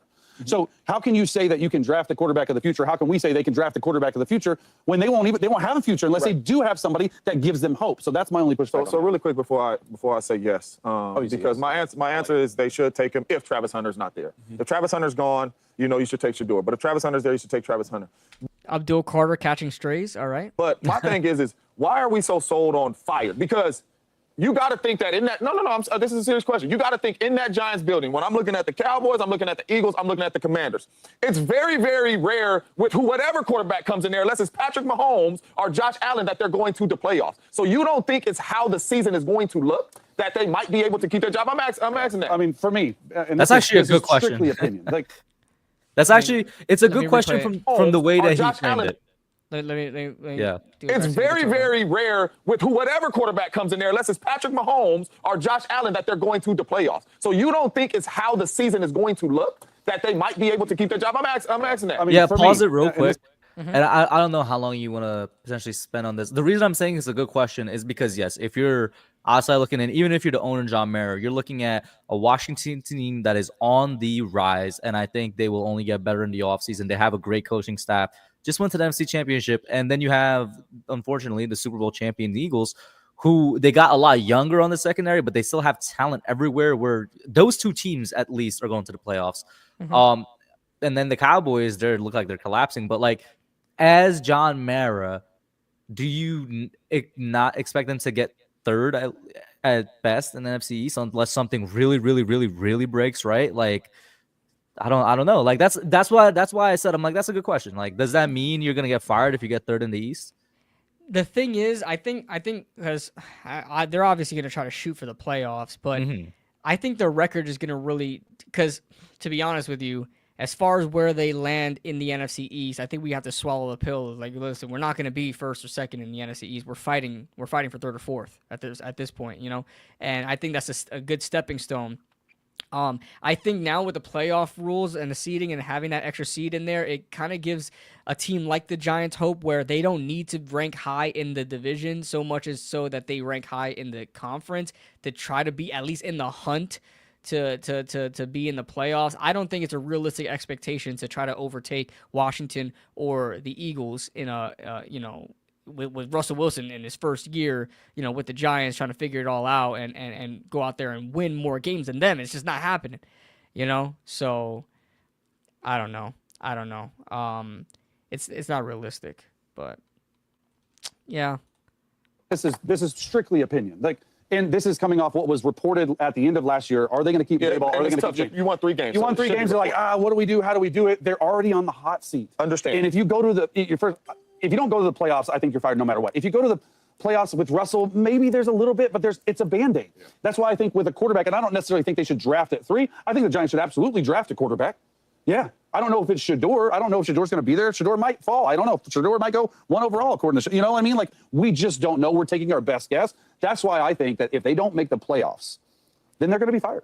So I think. What do you think? Because he said, because he doesn't think Shador should go at 3, and he really doesn't believe he should go at 3 now with that they have the quarterback situation. Like, would you? I already said my thoughts on it. Would you be open to them going in the 2nd and getting Jackson Dart, or going in the 4th and getting Will Howard or something like that? All right, are you open to that? Because honestly, that doesn't save their job either, in my honest opinion. Let me preface this, because it looks like we're getting some new people potentially. Shout out to Carmelo. That's a great name. You named after a great New York legend. All right. But just to preface, I like a lot Shedeur Sanders. I would love if we get him at 3. Now, if we don't get him at 3, we go with one of the generational talents. I don't want Jackson Dart in the 2nd round. If we're going to take a quarterback in the mid rounds, let it be with one of the 3rd round picks. I think that 2nd round pick is too valuable. The same way these guys are arguing, 3 is too valuable for Shedeur. I think the 2nd round pick is too valuable for a guy like Dart or anybody else that could potentially go there. I will much rather go with the 65th, I think it is, the 3rd round pick. If a guy like Jalen Milroe slips, which he's another controversial guy, but if you take Jalen Milroe at 65, I don't know why anybody would be mad. It's at 65. He's a really raw guy, just see what happens. My thing is, is it gonna save their jobs? Does it save their job? I don't think it won't. It can't. This is no way. The only way it saves their job is if somehow there's like a horrible injury and then like he steps in somehow and we see a little bit of him. Right. Because he's taking it at 3rd, I don't think we're going to see anybody of him. I don't know if it would save their job per se, but that means like, they're going to get fired. But because they drafted Jalen Milroe, do they stay? No, I don't think so. I think it's a much better chance of that happening if they if they take a quarterback in the first. I think that if the Giants have a successful season, and it all depends on what we define as successful, right? Maybe them, because they're like looking at everything from an NFL point of view, but we're looking at things from a Giants point of view. I think us, a successful season is turning a 3-win season to like an 8-win season, 9-win season. Maybe you missed the playoffs, but you still flipped your record by 5 wins. You know, if you're able to 5 or 6 wins, if you're able to do that, you know, and you can prove that, hey, I think Russell Wilson is here to say, here for the reason of, hey, if you have good quarterback play, you can. Brian Dable is the guy. If you have good quarterback play, Brian Dable is the guy. This roster's in the right spot, and you can go out there and start winning games. Like, I don't think this year is supposed to be a year where you're like, yo, this is the team that we have right now. We're trying to win everything with this team. I think we got Russell Wilson in here. It could be to help mentor a quarterback, which I'm not opposed on. But I think he's really here to kind of show the owners and for Brian Dable to kind of show the whole world that he's the right coach to be there.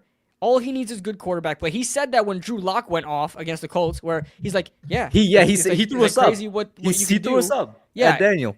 He's like, it's crazy what you can do when you have like good quarterback play. If you get Russell Wilson having good quarterback play and you still miss the playoffs, I think John Mara then is gonna be like, yo, this team won 8 or 9 games with Russell Wilson at like 36 years old, and this team wasn't able to muster, you know, anything with Daniel Jones. I think we are just a good quarterback, not a good quarterback away, but a good quarterback would take us a long way to being a successful franchise again.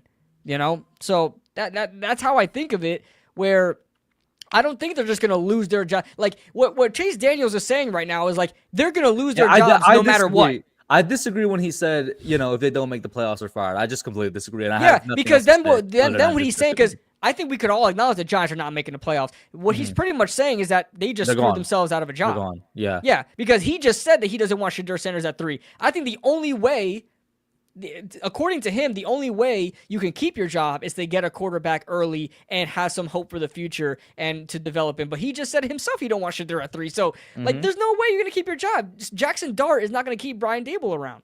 He's just not. So, I truly think it's how it's looked. If they go out there and Russ plays well and Travis Hunter's over there and they win 9 games and they look like, okay, add a couple pieces. I don't think because if that's the case, you should have fired him this year. Yep. The Giants have holes in the roster. Yep, exactly. They didn't have holes, like, at the time. Perfect. Yo, James Jones, but is that James Jones or that's that is James Jones, right? I know he is, but pause. He's a good-looking guy and he know how to dress. He got the beard game, bro. He got the beard game, bro. I wish I want to get there one day, man. I like that shirt too. That is James Jones. Former Giant, once a Giant, always a Giant, right? But he said exactly what we just finished saying.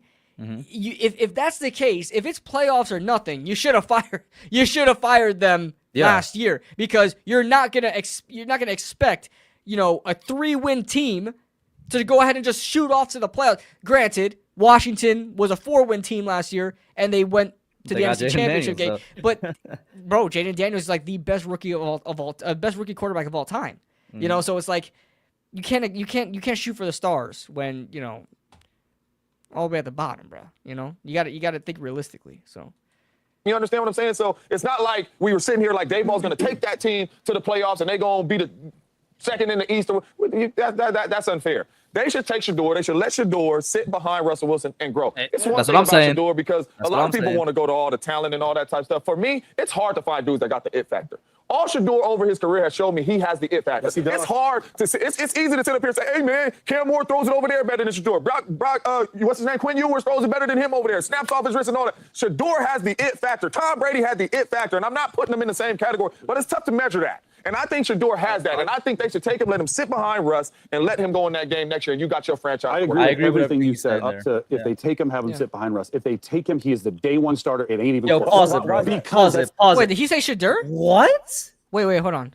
Let him sit behind Russ and let him go in that game next year, and you got your franchise. I agree with everything you said. Up to if they take him, have him sit behind Russ. If they take him, he is the day 1 starter. It ain't even close. No, come on, man. Yo, two things. One, Wait, didn't he just say he doesn't want Shedeur to go number 3? Yeah. Dude, what is Two this dude talking? Yo, this is why he was a backup quarterback for his entire career. I was literally about to say that. I was like, yo, this is why you're never a starting quarterback. And yeah, I know. Oh, two dudes. Does on he the just couch hate talking Russell Wilson then? Two Does he dudes on just the couch talking about, you know, a guy that was in the NFL. I don't give a flying. Yo, shit. I'm not trying to. Doodle cake. Bro, that's a dumbass take. I don't even gotta explain myself. That's a dumbass. Bro, take. he must just hate Russ. He must just hate Russ because he just finished saying, he started, his first comments that we heard him say was that Shadeur's not ready to play in the NFL yet. And he just said, if they draft Shedeur Sanders, he's the day one starter over Russell Wilson. That doesn't make any sense. Like, all right, bro. That doesn't make any sense. Ah, man. And to what James Jones was saying, I don't disagree with what he's saying. My thing is, like I said, I just keep going back to it. They haven't really answered that question. If the Giants are really trying to win now, do they go Shedeur Sanders? You know, because he's not going to contribute to anything now. It all depends on what the Giants want to do. Here's the thing. What their goal is. I see what you're coming from, but there's also, I'm going to say something else. There's 6 other rounds of the draft. If they want to win now, they could still take Shedeur Sanders, and he would absolutely have to nail the rest of the draft. But they could still add players that will contribute. Man, Travis Hunter, Abdul Carter is like. I understand. Like I said, bing, I'm not, you know what I'm saying? Generational players, gold think, jacket players, you know. But I truly think Abdul Carter is going to be another Micah. I really think that. And if you think he's going to be another Micah, I can't just take Shedeur. I can't. I want another Micah. You know, I don't think Shedeur Sanders is that special to just you got to take him, you know? But I think Abdul is the next Micah, you know? And Travis Hunter speaks for himself. He plays 2 positions, you know? Yeah. So there is like I said though, if they take Shedeur, I'm not going to hate it because they did it because they wanted to, not because they had to. So, but like I said, they haven't been able to address that question yet on what their goal because is that's this the only way. This is my opinion. That's the only way that Joe Shane and Brian Dable keep their job is to show hope through Shedeur Sanders. If he is drafted at 3, that hey, it's a 7-8 win team. Okay, we got a plan of attack for Shedeur Sanders. We got a plan of attack for our team. That's the only way you infuse hope into the New York Giants fan base. I wouldn't want him to sit. No, it's not. For a couple reasons. Number one, the fan base is talking to you right now, buddy. No, it's not. They just signed 2 veteran quarterbacks that Jameis is a backup, but he can start. And you got Russell Wilson, who is a starter. And you're telling me that the only way for the Giants, if they were to draft Shedeur, for them to keep their jobs or whatever, is to start Shedeur day one? How does that make any sense? How does that make any sense to start Shedeur? That doesn't make any sense. Start Shedeur Sanders day one when Russell Wilson signed a 1-year, $10.5 million guaranteed contract up to $21 million just for him to be a backup. And what, for Jameis to be a 3rd-string quarterback? What are we doing? What are we doing? That doesn't make any sense at all. We're in a very start right now. We're not. If you even think about the rookie quarterbacks last year, they all got in. They all did. Drake May by week 4, week 5. Michael Penix obviously by week 13. Other than JJ, who was Jaden Daniels, he started. Caleb Williams, he started. And then Bo Nix, he started week 1, and then Jaden Daniels. So think about the tension, the drama, the chaos that would be the New York Giants. No doubt. Is if week 8, Russell Wilson's 3-5, and now you got to start Shedeur. It's going to be the Justin Fields, Russell Wilson, did you pull him too soon dilemma all over again. If Shedeur was behind a Ryan Tannehill type. I don't think so because once again, it goes back to we have people just fail to realize we actually have a good quarterback room. If Russell Wilson's 3-5 week 8, it goes back to what I said at the very top of the stream. All right, it's gonna be fun to see Jameis come in for the remaining weeks and see what happens. Do they forget that Jameis Winston is on the team? It's gonna be really fun to see Jameis come in, probably win a couple games and then lose us a couple games. Look what he did with the Browns. I'm not saying that he had some freaking Hall of Fame season, but he put life in the Browns. Deshaun Watson was on a trend to have one of the worst quarterback seasons of all time. It was terrible. And Jameis comes in there and freaking starts throwing the ball. Jerry Jeudy rejuvenated his career with Jameis there. You know? So it's listen, if Russell Wilson ends up being 3-5, say they draft Shedeur, and Russell Wilson ends up being 3-5, we see Jameis. We don't see Shedeur. They're not going to throw in Shedeur right. I think if that happens, we still see Shedeur, but we probably see him in the last 3 weeks. Later, yeah, to give them a sneak peek on because at that point, the unfortunate truth is that fans will be clamoring for it, and the organization sometimes caves to the fans. But I still think it will be like later on in the season. I don't think it'll be halfway point. Yeah, I listen. Sometimes I wonder how these guys make it on the TV, but Not a bona fide guy, not a future Hall of Famer, a guy with not too much clout. I don't care. But you're going off name, Acho. He's making $10 million. Yeah. That's why I don't disagree with y'all there. Like, but the dilemma is, we thought this last Up to year with 21. Justin Fields. I just think we would see the same kind of like, did he pull him too soon? Did he not? I don't think it's a bad thing, right? Like even the quarterbacks last year, what quarterback just played so well? It's only one of them, Jay Daniels. That's it. Because Bo Nix, I mean, they went to playoffs, ball on him.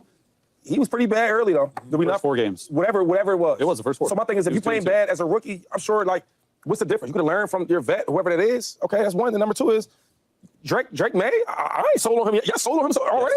Yes, and the Patriots are because they only. I don't care what y'all talk. They gotta be. Listen, man. Yeah, that's what I'm saying. Chase, we played the game. Let's not. I'm sold on him. Yeah, absolutely. Why? Why? What he's shown. What he's shown. What He didn't watch a Drake really May. horrible Yeah. Patriots team last year. He's looking at the record. At least ruin the offense. He's absolutely, in my opinion, a bona fide franchise quarterback right now. He didn't say anything about Drake you said May that earlier. They're building around him. Okay, you say him a franchise guy already? Not yet. You say franchise guy. So well, I don't say it yet either. But you play quarterback, so I'm gonna keep that. All I'm saying is, it didn't hurt for him to watch. So even if you feel like that, he did watch. He did watch. So what's wrong with watching? Nothing. Tom Brady. I take what Tom Brady says. Playing with him, and even before I even really knew him, and when he speaks, I listen. He said, "Yo, the problem with the quarterbacks nowadays is there's no room for development." They say, "Yo, play right now," and it's like, can I learn offense? Can I see what's going on? Pause this real quick. Can I mess Pause with this practice? real quick. LeSean kind of spitting there, even though he. I was literally about to say he started off a little shaky, but he's even though I don't cooking right agree, now. even though I don't even agree with his take of taking He's Shedeur, cooking right now. he's making a case. He making did a case. complete 180. Shout out to Edward real quick. I actually did before we signed Russell Wilson. I actually was excited to just see Winston sling it all year long. I wasn't gonna lie to you. But getting back to this, I agree with this, and this goes back to what I was saying earlier. I'm not saying they're one the same. I'm not comparing them, but the fact of the matter is, Tom Brady is a mentor to Shedeur Sanders, and obviously him and Dion, they take what Tom says. You know, they have a lot of respect for him, as you would, you know, one of the greatest of all time. I do think there's something to be said, you know, with all the rumors saying that, oh, the Sanders family, they love New York. They think New York is the landing spot. And, oh, New York, they love Shedeur. They think that's their guy. There is something to be said that Tom Brady, who is of the opinion you sit, like now you have a situation where, guess what, Shedeur, you can sit and learn. There is something to be said about that where it's like, you know, is dominoes falling into place? And that's just me talking really about rumor mill activities. Yeah. But, you know, I'm completely with that idea. Like I said, if the Giants were to draft Shedeur, it's a perfect situation because although I don't care what anybody says. I know a lot of people say that he's like, I think he could start day 1 and do well. Some people think he could start day 1 and be a top 10 quarterback. I've seen that already. I don't think so. I don't think that either. So. But it doesn't hurt to sit. There's very rarely any it doesn't hurt to sit. It doesn't hurt. Actually, it's to his benefit. Even if he's ready, even if he's quote unquote ready, it doesn't hurt to sit him and develop. You just get better. And just get better and just learn and just learn. You know what I'm saying? So it doesn't hurt to do that. You don't like Chase Daniels is like a moron. You don't just draft Shedeur Sanders when you have 2 competent quarterbacks there, and you draft Shedeur Sanders and throw him out to the wolves for the New York freaking Giants, who won 3 games last year. You know, that's a lot of pressure. This idea, by the way, that Chase said, oh, that's how you get, you know, fans back in the seats and stuff. Like, no, bro. I've been a Giants fan. We're dumb. We show up no matter what, bro. Like, yeah. we give this we give this franchise money no matter what. Like, yeah. And then I think Acho also said it earlier, like, oh, Travis Hunter was going to sell tickets. No, we show up no matter what. All right. Yeah. Watch your starter go out there and mess up or play well and learn from. What's wrong with developing? Because the best coach in football, in my opinion, is who? Andy Reid. And that's what his philosophy is. So I'm going to listen to what Andy Reid say and Patrick Mahomes. Unfortunately, the Giants and the head coach and the GM, they do not have that. They will get fired anyway, though. They will get fired You keep saying your opinion, but you keep coming back to that. You know something that we don't know. What up, YouTube family? Welcome to the... James Jones got a little passive-aggressive at the end, and I like it because I'm not going to lie. Surprisingly, it wasn't Acho. It was Chase Daniels that really kind of ticked me off during that video.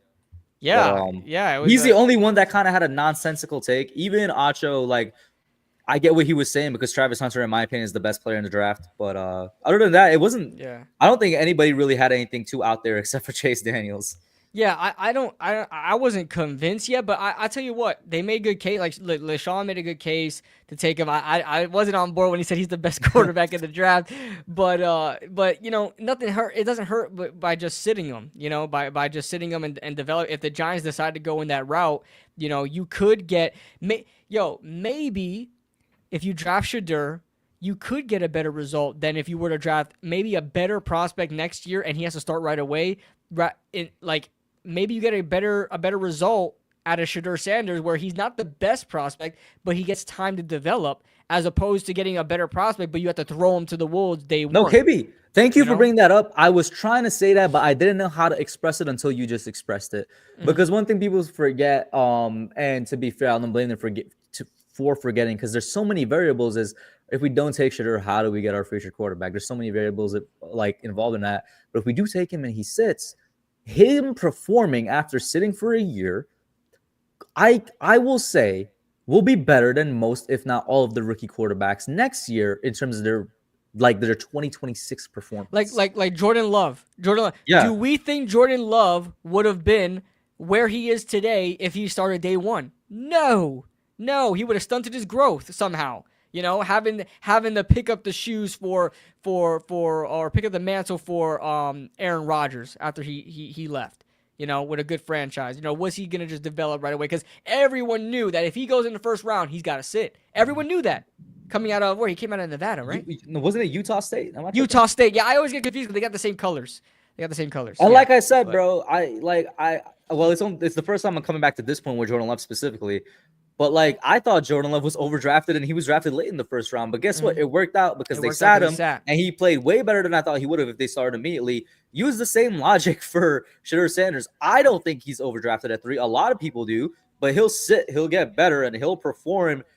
Listen, I can't see the future. I think he will be the franchise quarterback for the Giants if he sits and develops, not if he starts right away. If he starts right away, I do think it could go very, very wrong. Hey, man, like I said, I don't think there's much we can go wrong at the third pick.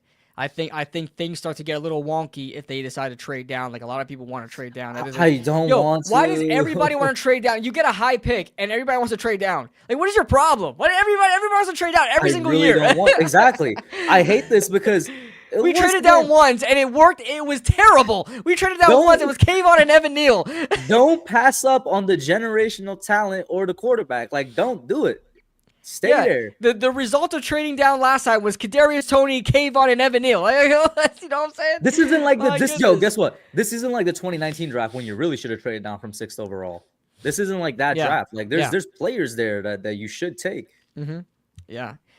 Man, well, that was a great live. 2 hours in. I think we call it a night there. But thank you everybody for joining the chat.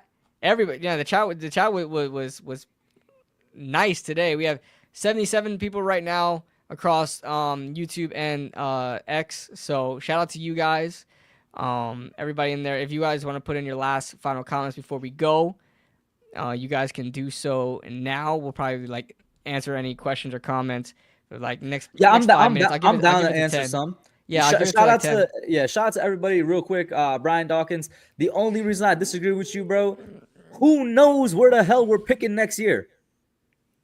Guess what? There's a good chance we're picking high again, then bam, problem solved. We could pick a rookie QB, throw him to the wolves, but who knows where the hell we're picking next year? And you know what's crazy? Shout out to Authentic. Appreciate you in the building, bro. Yes, sir. You know what's crazy? I can't even say, what the quarterback class looks like next year. If it's better, if it's not better, because I didn't even look at it yet.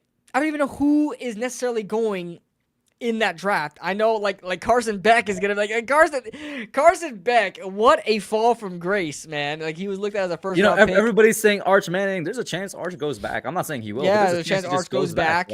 And on top of that, as much as I like Arch, I like what I see from Arch so far. We haven't seen that much of him yet to just call him a first round pick. I know he's got the name of Manning, but that doesn't mean anything yet to me. I need to see more. He's going to start this year, which is awesome for Texas. So we'll get a good look on what he's going to be. But,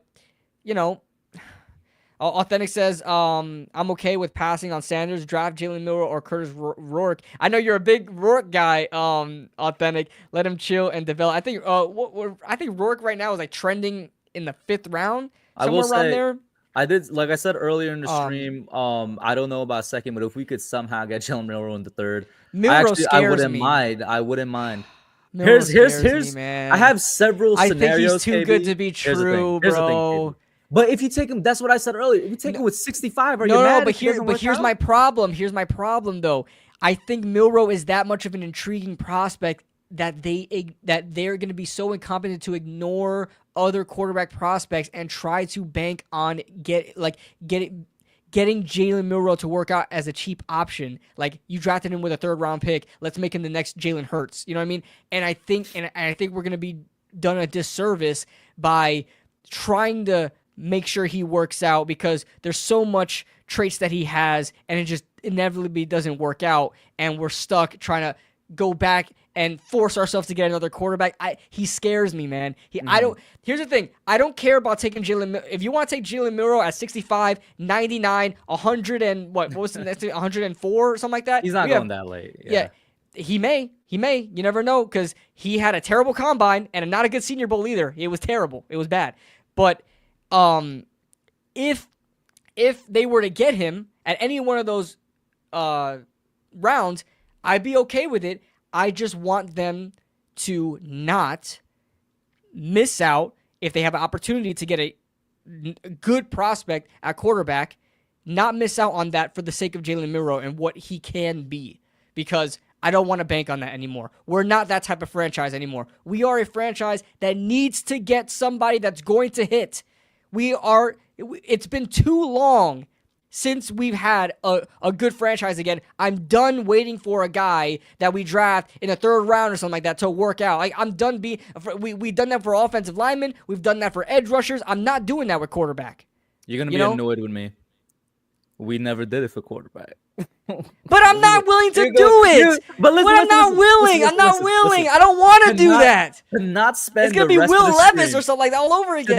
To not spend the rest of the stream on this, I'll say this. One of my several dream scenarios for the Giants, Travis Hunter at 3, either Harmon or Connolly at 34. So you either get your interior D lineman or you get a tackle, and Jalen Milroe at 65. Now, we never did it for quarterback. I'm just saying the same logic I applied to Shadur. If Milroe sits for a year, I think he will come out better. How much better? I don't know. I'm hoping that if we're in a situation, if we're in the future where that happens, I'm hoping that by year 2, after sitting behind Russ for a year, that, he's starting caliber quarterback. But that's where I'm at with it. And let's get to another comment. Yeah. QDA, I think he looks like that one. Oh, go ahead. I'll close it I'll close this comment like this. I'll just say that, yes, we haven't done that with a quarterback yet because we've never been presented with that type of opportunity yet. We don't know if they would do. Listen, they weren't going to stop anything for Davis Webb or Kyle Oletta or any of these other quarterbacks that we drafted in mid-rounds. They're not going to do that for them. But a guy like Jalen Milroe, you never know. Look at Anthony Richardson right now. He's not playing well. They're trying to hold on to him. Now they're at a point where they're like, he's going into his 3rd season. Now they're at a point where, like, you gotta put up or shut up. We're gonna give you Daniel Jones and see if you can beat out Daniel Jones. But if not, you're gonna be out of there. But they're constantly giving him hope. I know he's a 1st round pick. It's different. But if you look at Anthony Richardson, was drafted high not because he was a great prospect. It's because he had great potential.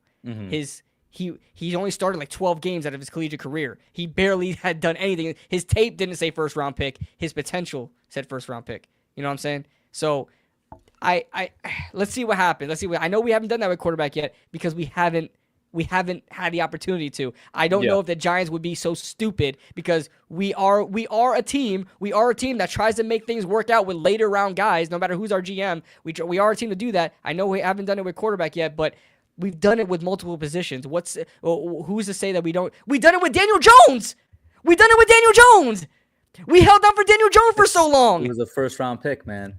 I know, but Jalen Milroe has the potential of being an amazing quarterback, a Lamar Jackson type level quarterback. Will that potential get in their heads and flood their minds to say that's where we want him to be at? So like I said, I don't want to spend too much time on it. Yeah, my But bad, my bad. it sounds like you're contradicting yourself. You are acknowledging the fact that he has the potential to be this. and yet you're saying Potential it's- doesn't and yet- mean he will yeah, get there. No, I agree. But yet you're saying they're gonna let this get in their minds as a like if they recognize he has the potential, then yeah, they're gonna try all that they can within reason. I don't know what that reason I'm scared is, but about it, within man. reason. I'm just scared about it. I would welcome him, but I'm not gonna lie. I turn on Jalen Milroe film, and I'm amazed at the talent that he can be. But I look at him, and I'm like, man, there's just so much. I don't know if Anthony Richardson can't do it. I don't have much faith that Jalen Milroe can. I'll be honest with you. If Anthony Richardson can't figure it out in the NFL, I don't have much confidence in Jalen Milroe. Keep in mind, and please, let's go to QDA's comment. Yeah. I'm sorry. No, it's okay. Keep in mind, AR did not sit. He did not have the benefit of sitting and Absolutely learning. right. He should have. AR was immediately thrown into the You're right. fire. I'll concede that point. Yeah. I'll concede that point. The QDA one I'm talking about, because I'm not sure if you screw up a little bit. Got a question This for y'all. one? Yep. So here's my thing, and then KB, you go. Do I think Joe will get the itch? Yeah, I definitely do, because I actually think if we pass on Sanders, I think he's going to the Raiders, but that's just me. But do I think he would get the itch? Yes. Should he do it? That's a great question, because what do we have to give up? I made a video on this. Because when I'm working, I'll just throw on a video in the background and kind of listen to it. It was a mock draft, and in that mock draft, it was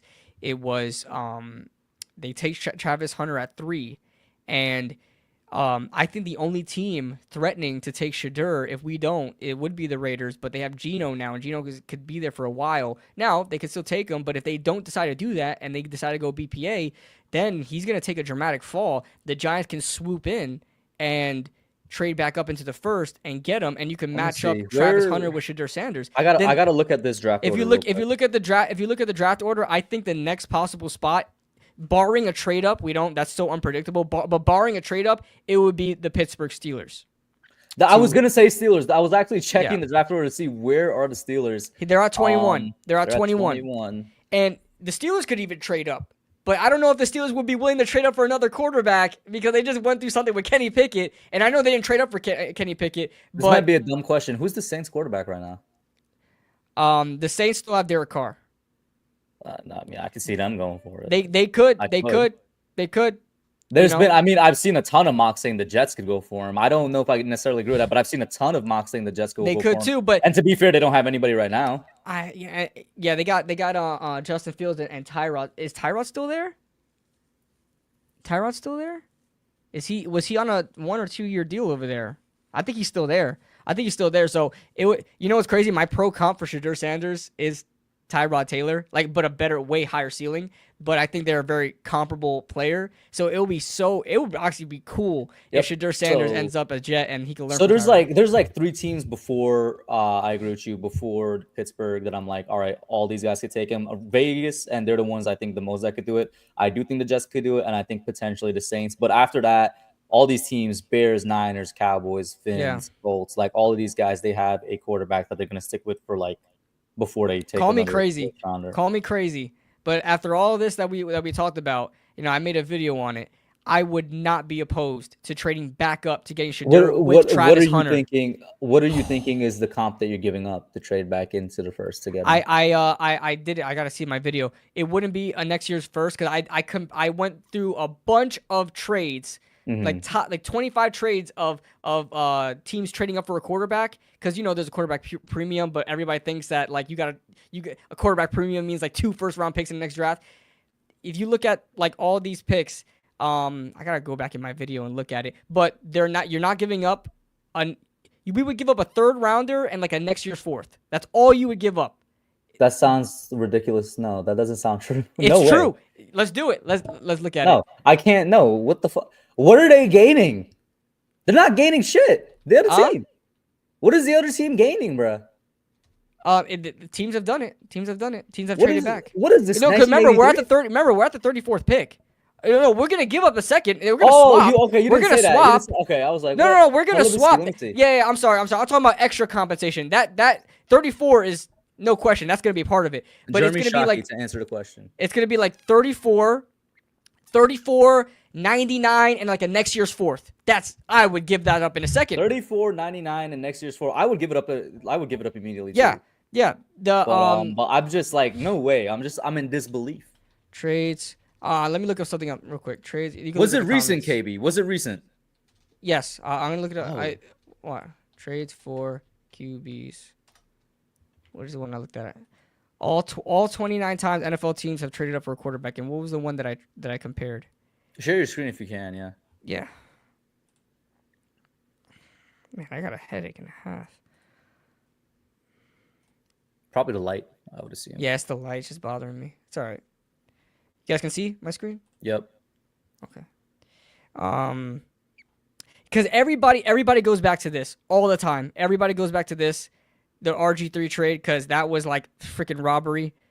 What was the one? This one's pretty comparable. I think the Tim Tebow one, 2010, from 43rd overall to 25th overall, and they had to give up they only gave up their 3rd round pick and a 4th rounder. That's it. To be fair, And- that's 15 years ago. But can we find a more recent one? That's 50. Yeah, but it's still comparable. It's just going back in time now. I mean, the reason I'm saying it's 15 years ago is because, like, yeah, but if you long look time at ago. if you look at the trade chart, All right, if let's you look at the- this. What did the Vikings do for Teddy? It was a 4th round pick. Yeah, 4th round pick. Sends a second. Minnesota sends a second. They send their second, 40th yeah. overall, and a 4th rounder. Listen, KB, I'll say this: if all it takes is 2nd, 3rd, and 4th, I'm doing it. If you look at 100%. the trade chart, it matches up perfectly. Everybody thinks that you just because you're trading up for a quarterback, you got to give up the whole farm no matter where you're at. It doesn't work like that. It doesn't work like that. We think it does because we've seen crazy trades like what was the Mitch Trubisky trade? Let me look at that one real quick. I think it goes by year. There we go. Chicago sent its 1st round pick, 3rd overall, a 3rd round pick, a 4th rounder, and they didn't even need to give up a next year's. They're only going at one spot anyway. But yeah, it's just like, let's see, Baltimore going up to 32. That was the last pick of the draft. They send their 2nd rounder, 4th rounder, and next year's 2nd to get to the Eagles. So it's like, you don't need to give up too much. You really don't. You really don't. There's no. I would do it. I would do it. No, I would do it. 100%. Let's get it. Let's not get it twisted. If it takes a 2nd, 3rd, and 4th, and we walk out the 1st round with Travis Hunter and Shedeur Sanders, I'm a happy man. Yeah. Are you kidding me? I'm saying we had the best 1st round out of any team. And on top of that, for those people that have concerns about Shedeur Sanders, Travis Hunter is a force multiplier. He already boosts the stock of Shedeur Sanders because for those of like including me, I think Travis Hunter bailed out Shedeur in a lot of different times. I mean, bro, listen, even if Travis Hunter wasn't here, Malik Neighbors is about to be a top 5 wide receiver. No, but remember, just the chemistry. Chemistry.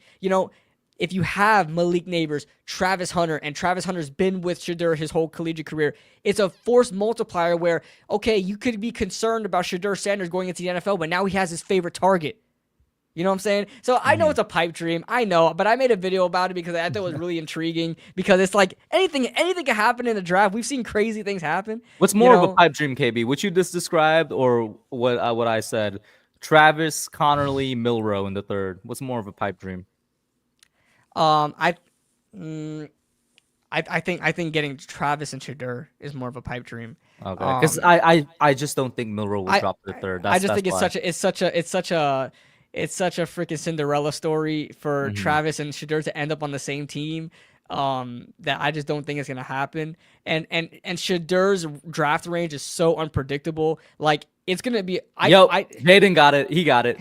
Yep. You're right. This was me last year. Yo, that was me last year. That was me last year. You know what's crazy? Okay, that was me last year. I'm like, get Michael Penix. I did a mock draft last year, kind of doing that same thing. And you know what's crazy? There was a report that that was the Giants draft plan.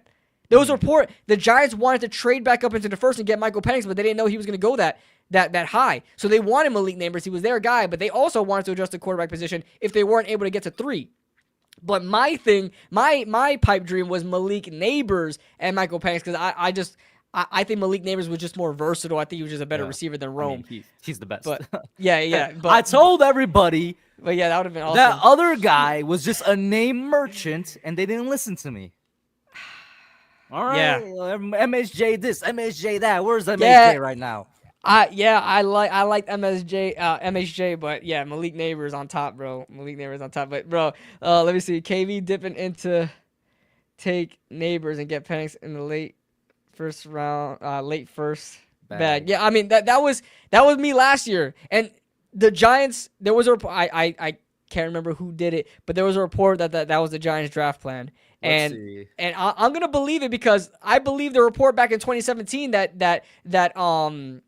why am I blanking on our former GM from why am I blanking Dave on our Gettleman? two-time? No, the one before that, Jerry Reese? Jerry Reese. Why did I just blank on him? Do not disrespect Jerry Reese, man. We can't do this. Well, listen, I know Jerry Reese is a two-time Super Bowl champion GM, but he couldn't draft for shit. So, but anyway, Jerry Reese, he wanted to trade up for Patrick Mahomes. The Kansas City Chiefs just got up there, better. Wasn't the report that was more McAdoo than Reese, or am I tripping? Huh? Wasn't the report it was more McAdoo than Reese, or am I tripping? It was McAdoo, but they were trying. They actively were picking up the phones to try to get Patrick Mahomes. That was and the Kansas next City just won out on question, that. which I think you might actually be better equipped to answer. You might have to scroll up for it, but I could just read it out loud. Authentic says, "Where do you get your wide receiver though? Kyle Williams late, Praetori, Holton falls." I don't know how you guys are gonna feel about this where? answer. It's like you got to scroll up to 10 o'clock basically. Okay. From who? From Authentic, where do you get your Okay. wide receiver? Kyle Williams late, Praetori, Horton falls. I'm not sure how you guys are gonna feel about this. I don't think we need to draft a wide receiver this year. I'm not. But Yeah, if I'm not we a big, do, I'm a depth guy. yeah, I was gonna say if we do go late. I'm of the opinion, and you could say it's wrong. I'm of the opinion that you could get a wide receiver anywhere in the draft, at any rounds or whatever. It's not like we need a number one. We got Malik. It's not like we need I guess you could argue we need a number two, but I think Darius Slayton is fine. He's definitely a great number three, but he's a fine number two. I don't think we necessarily are pressed for one, and I don't mind going late. I think you could get really good, productive wide receivers late. So yeah, I would say that. And the reason I'm not listing any names, I don't want to come on here and pretend like I know stuff. I don't know the wide receiver prospects that well. I haven't looked at those guys authentic because I haven't really been paying attention to wide receiver that much. But a guy that I do like in the mid rounds is Kobe Hudson out of UCF. I think he fits Brian Dable's scheme well. I think he's a good route runner, good speed, catches in traffic. And I think he fits. I think he fits the what the Giants want to do to a T. So that's a guy that I thought was a good scheme fit. But I'm in agreement with Kush. I'm not really pressed. Oh snap! Did Jaden just say the guy that I wanted? Jaden. Yeah. This is why you're my mod, man. This is why you're my mod. But I'm a Kobe Hudson. I think he fits the scheme fit perfectly, and you can get him in. Jaden Higgins. I love Higgins, but I don't know how I feel about getting a second round wide receiver. I just don't know how I feel about when we have other pressing needs. Because right now, my big board for the second round pick is Donovan Jackson and Darius Alexander. Those are my two guys. Darius Alexander is the defensive interior out of Toledo. What about Donovan Jackson? Why am I forgetting his name? The Ole Miss D lineman. Walter Nolan. Walter Nolan's getting first round hype. He's going in first. You think he's going first? Walter Nolan's going in first. He would be a pipe dream. He's the pipe dream. If the Giants had the opportunity to get Walter Nolan at 34 with Dexter Lawrence, I would. I'm gonna say it. I'll have to change my pants. I'm gonna say it. I'll have to change my pants. It will be all over the screen. It will be all over the screen. All right. I got no shame in saying it. Listen. Certain things need to be addressed. That's all I'm gonna say. Oh man, yo, authentic. I'm happy. I haven't watched Trey Harris yet, but I know of him. I know of a lot of these guys. I just haven't done my. Oh, by the way, guys, I'm gonna put it back up in the. What about I've mentioned him a couple times, KB. I'm interested to know if you think either A, he's gonna go in the first, or B, he's not worthy of that 34 pick. Josh Connolly, the tackle out of Oregon. Oh, Connolly's my favorite tackle in this draft, but he's not my top tackle. He's not my top tackle. I want to preface this. Just because he's my top, he's not my top tackle. Wow. He's my favorite because he's the best true. He reminds me. He's Charles Cross. That's my. By the way, guys, I'm going to put this in the thing for all you draft heads out there or whatever. I put this earlier in the stream. So that is my Google document on my big board. I have my some pro comps. I don't force pro comps. I'm gonna share my screen. I don't force pro comps, but if I really see a player in another player, no pause. If I really see that player, then I do a pro comp for him. I don't want to share the wrong one because this one's paywalled. Yeah, there we go. So this is my big board, guys. I can see some of you guys already clicked on it. I see on the top right. Yeah. This is my top 44. I've been slacking. I've been at 40 for like 2 or 3 weeks now. I just been caught up with my job and stuff like that. I haven't been. Guys, I know about a lot of these prospects in these drafts. These are prospects that I've done hours and hours of film on. These are the only prospects I've done. So 44 guys in total. Trey Amos, I'm not done with yet, so he's not the 44th guy yet. He's going to be moved somewhere in this area. I just haven't finished him yet. But these are my guys. All my evals are in here. So you guys can see what I think, and eventually I'm gonna put another sheet of just Giants prospects of where I think where I'm targeting them and so on and so forth. I'm gonna do that. So like you mentioned, a guy like Josh Connerly, he's my 16th best player in this draft. I love Josh Connerly. I love him, man. Is he my top tackle? Did I put him in my top tackle? Him, No, Armand Membu. I got Armand Membu. Him and Derek Harmon, funnily enough. And it might sound crazy, but I could see one of them slipping into the second. It happens. Derek Harmon can fall. There's a lot of people that don't like. I know Derek Harmon is more finesse than power, and I know like you want power as a defensive interior. I get that, but we have power with Dex. I would love some finesse with Derek Harmon. And I have like archetype. I have like kind of like a 2 to 3 words on what this player actually is. If I feel like a guy is a certain player, I put him as a pro comp. Siobhan Revel, Tariq Woolen, Josh Connerly, Charles Cross. He's a true pass protector. I think he's the best pass protector in this draft. Connerly over Zabel. As of right now, yes. Because why? Because Zabel played tackle the majority of his career, and he looks like he's gonna work out as center. He looks like he's gonna be this year's Graham Barton, right? He's gonna work out as an interior guy, but we just haven't seen too much of him as an interior guy. KB. I just don't know how I feel about putting your him that ordering is off. No, it is off because Yeah. I move these guys Yeah. and I have to go back and change the numbers. Gotcha. But because like say I move like Donovan Jackson. Do you need the numbers though? Because there's numbers right next to it. Yeah, but like see how I got the rank there, so it kind of screws it up. I see. So like say if I move a guy and I feel like Donovan Jackson is really good, I like move him up and the number goes with it. So I have to change. I have to go back and change it, but I've been lazy. Right. Shit, I think where did I have him at? Right here. I think I had him there. Oh no, Nick Skirt. I think I had him over Nick Skirton. Yeah, wherever it was. Oh yeah, it was 28, 29. All right. But yeah, those are my guys, and those I'm probably gonna pin it somewhere. I don't know where I can pin it where you guys can just access it all the time. Like if you guys need the link, but you guys you could just put it in the community, right? Oh, I could put it in the community. Yeah. So guys, it's gonna be put in the community notes. And listen, guys, I'm not gonna sit here and pretend that I'm some expert. Mel Kiper. Mel Kiper has fallen off. That guy cannot scout for his life. He makes the worst mock draft.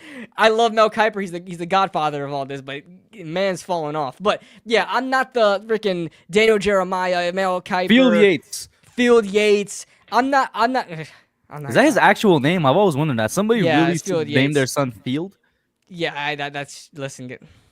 I don't know what to tell you. I was gonna say something, but I don't know how sensitive people are. But I'm not one of these guys. But this is just if you need another opinion. That's it. If you need, I always look for other opinions from other people that are not draft experts. Like the guys that just watch film because they love watching film. You know what I'm saying? So it's like that. If you guys just need somebody with another opinion, and you guys want to look at a prospect, that I got it there. And soon I'm going to put just for Giants prospects in all rounds. So if you guys want that. Are you taking a quarterback at 3 if one is there, or are you passing? I'm passing on Shadur. Cam Ward is there. I'm taking Cam Ward. That's just my opinion. Not a Shedeur hater. Not a Shedeur hater. That's just my opinion. Going through. Yo,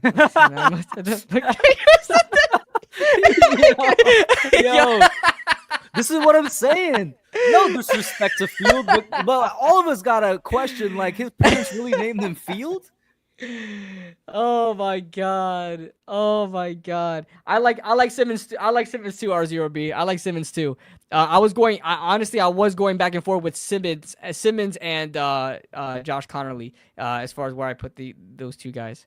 But that's funny. I have Josh Simmons over Connerly. I do have Josh Simmons over Connerly. So yeah. We agree there.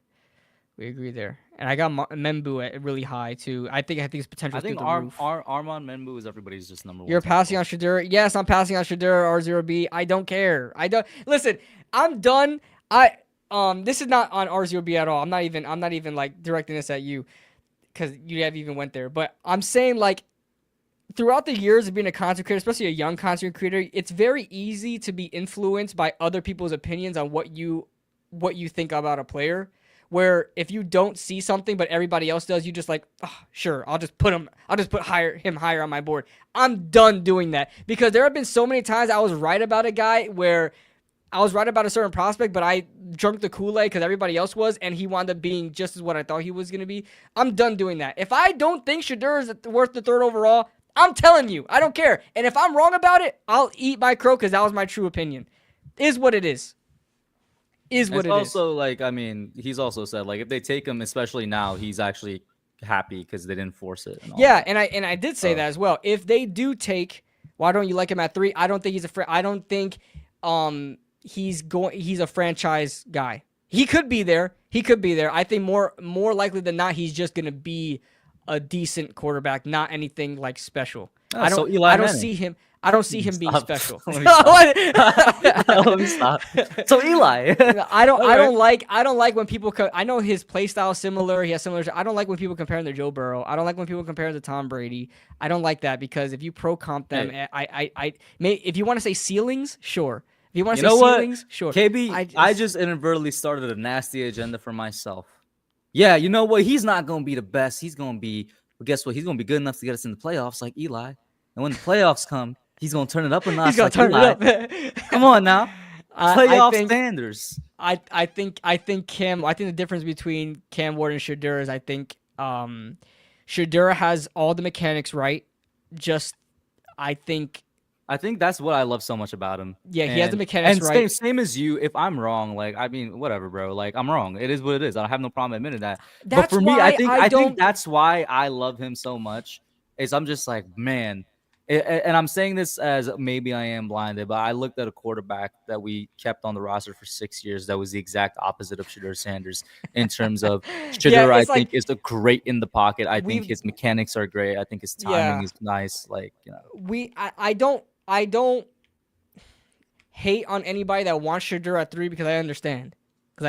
I watched it all too. I'm just gonna go with my gut. You know, I'm just gonna go. I don't want to take a quarter. I'm not the GM, obviously, but I'm not gonna take somebody because everybody else wants him and I don't feel it. You know what I'm saying? So it is what it is. Just is what it is. Brew, Sports the Bane arena. Oh, the dude can process fast. He has produced. The dude has what it takes and has success at both Jackson State and both. Here's the thing. He has the highest. Let me look at this here. Let me pull up Broshmo's big board, because Broshmo has it all. That's who I kind of based this whole Google Docs out of. 2025. He has all those stats, and you could see it on film as well. There's a lot of times where, first of all, there's a lot of times I really look at. I don't care about completion percentage, bro. I hate that. I hate when people bring that up. Because there's even Cam Ward said it. Yeah. If you watch the video, he's like, bro, your completion percentage is high because all you're doing is throwing screens and short passes. Your wide receivers, a part of that is true. The Colorado's offense over there with Pat Shurmur was a lot easier than what Cam Ward had to deal with. It's just real true. Quick. Let me answer 2 questions that are very quick answers before you continued. First one, Sports Debate Arena. I think both me and KB are in agreement. We're not really for the plan of trading down because you're going to have a choice of 3 generational talents that you don't want to pass up on, or the quarterback that the management believes is the quarterback of the future, and then never finish anything. Who do you want between Hunter and Carter at 3? KB wants Carter. I want Hunter. You can continue. I misread this. It's even worse. The his self-induced pressure rate is still highest of anybody in the class at 26%. 26.8% of his self-induced, and the where it's supposed to be at is around 10 to 15. So he skyrocketed that. Now Cam Ward's is at 18. Still not exactly where you want to see it. But actually, it looks like the median looks around 13 to 18. But I can't show you guys what I'm looking at right now because it's paywalled. And I don't want to get in trouble. So, because it's from another YouTuber and I respect him. Not to beat a dead horse, guys. He's fine if we take him at 3. He just doesn't think it's what he would do. Yeah. I think Thank you for defending me because everybody thinks I'm a Shedeur hater. I would do it no matter what, if that makes y'all feel better, I guess. I am a Shedeur fan. I'd be happy. I don't think it's a reach. All of that. All right. Next question. Yeah, like, next question. I think really it kind of became about Shedeur in the last couple of comments. It's going to be about Shedeur because we're not going to get Cam Ward, and Shedeur's going to be the only question there. And I'm just not sold on Shedeur. That's it. And his. Well, you know what? I have an interesting question for you that the comments haven't given. So I personally think Travis Hunter is the best player in the draft. I see you think Abdul Carter is. Can you explain to me your reasoning? I think Travis and how big do you think the gap is? It's not big. Abdul Carter, I think, can be a Micah Parsons in this league. I think he'd be at Micah Parsons level. I think Travis Hunter can be really good at any position he's at. I don't think he's going to be top in the NFL in as a corner. He's going to be great as a corner. He projects best as a corner. If he would be right now, he would start over Deonte Banks right now at corner. And I think I don't want people to misconstrue what I'm saying. I'm not saying he's bad at any one of those positions. I think Abdul Carter is just so much better at what the position he plays that I could see him being the better player there than Travis Hunter being a solid corner at solid corner and a part-time receiver. Here's my follow-up question. If you think that he cannot be the best at his position in the NFL, why don't you have him rank lower when there's guys in this class such as Mason Graham that could potentially be the best at his position? Ted McMillan, who could definitely down the line be the best at his position in the NFL. Why do you have him above them then? Because he plays 2 positions. He's just that's what makes him so generational. And he does it successfully. You know what's crazy? Is he the best corner in this draft? Yeah. Is he the best wide receiver in this draft? Debatable. I think Tet is, but it's close. I don't know what the Tet McMillan hate is. I don't know what it is. It's close, but like I said, I don't think he's gonna be as a corner the top of his, of the position in the NFL. But what was the freaking question? I lost my train of thought. I was just why do you have? That he plays both positions so well. He's the best corner in this draft and almost the best wide receiver in this draft. That's why he gets that multiplier for me. But I don't think it's enough to be over Abdul Carter. You know what I'm saying? I don't think it's enough to be over. I think Abdul Carter is going to be we're going to look at Abdul Carter and Micah Parsons as competing after Myles Garrett is gone. I mean, retired and stuff like that. We're going to be looking at those guys out of Penn State and be like, yo, who's the best pass rusher out of in the NFL? You know what I'm saying? That's how high I think of Abdul Carter. And you know what's crazy? Abdul Carter, he is what he is right now. He's not even where he should be right now. He doesn't know pass rush moves. He doesn't even know pass rush. He was an off-ball linebacker. This is his first year. Right? Michael was too. Yes, this is what I'm saying. And this is why I'm so excited for Abdul Carter because he has a high ceiling. Not only is he the best player in this draft, his ceiling is high. It's crazy. That's why I consider him a generational guy or potential to be one, is because he's not even done ascending yet. He doesn't know pass rush moves. He uses his God-given talent to get around the corner. Now I'm just asking, I'll admit this, now I'm just asking stupid questions. Do you think Kayvon Thibodeau will be salty if we drafted Abdul Carter? I wouldn't care. To be honest with you, No, I know. I'm just yes, asking, like, he will be. He I think would be, anybody. right? I think anybody would be. You were the former first round pick. They haven't taken your 5th year option yet. They haven't taken your 5th year option yet. I don't think they will. It would make a lot of sense if they take Abdul Carter. And then you kind of just let him go. They better trade his ass though. No, At the deadline. At the deadline. This is why I disagree. I say still keep him. I say still. Bro, keep you him would for get the- I think you would get like a sake- 3rd rounder for him. for the sake of having as many good pass rushers as possible. Kayvon is still a good pass rusher. You're gonna have a great pass rusher, somebody with the potential to be a great pass rusher and a good pass rusher. I say keep him for the sake of having 3 really good pass rushers. I agree, but let's say a team says like, yo, I'll give you a 2nd rounder for him. That's just like through the roof. But they say like, yo, I'll give you a 2nd rounder for him. Would you do it? Like, I'll do it. I'd be tempted. I won't lie. I'd be Because you already tempted. got a dual Carter. I will be tempted, but here's the thing, duel. bro. But you know what's also more tempting? Which team's 3rd best pass rusher is better than Kayvon Thibodeau, bro? Not much, but we're not gonna. They don't want to resign him. They're not gonna resign him. You're gonna be giving up a 2nd round pick for another 7 games? Because the trade deadline is what? I mean, you don't know. 9? I mean, you don't know. We don't know. That's all I'm saying. We don't know. Listen. What if he actually? Because I do think this. I think we both agreed on this. In Kayvon's the year he had 15 sacks, his 2nd year, right? That was his 2nd year, right? No, he had 15 sacks. He had 11 and a half sacks. 11 and a half. My fault. I inflated it. The year he had that, he was overrated. I think last year he was underrated. I think we both. Yeah, agreed on that. you're right. His pass rush bounce win back, rate, bro. his He can pass bounce rush back. win rate was better than when he had 11 and a half Yeah. sacks. I agree with that. I think he can bounce back, and like But I think that's worth something. my thing is, this means nothing if they got to take his 5th year option. Mhm.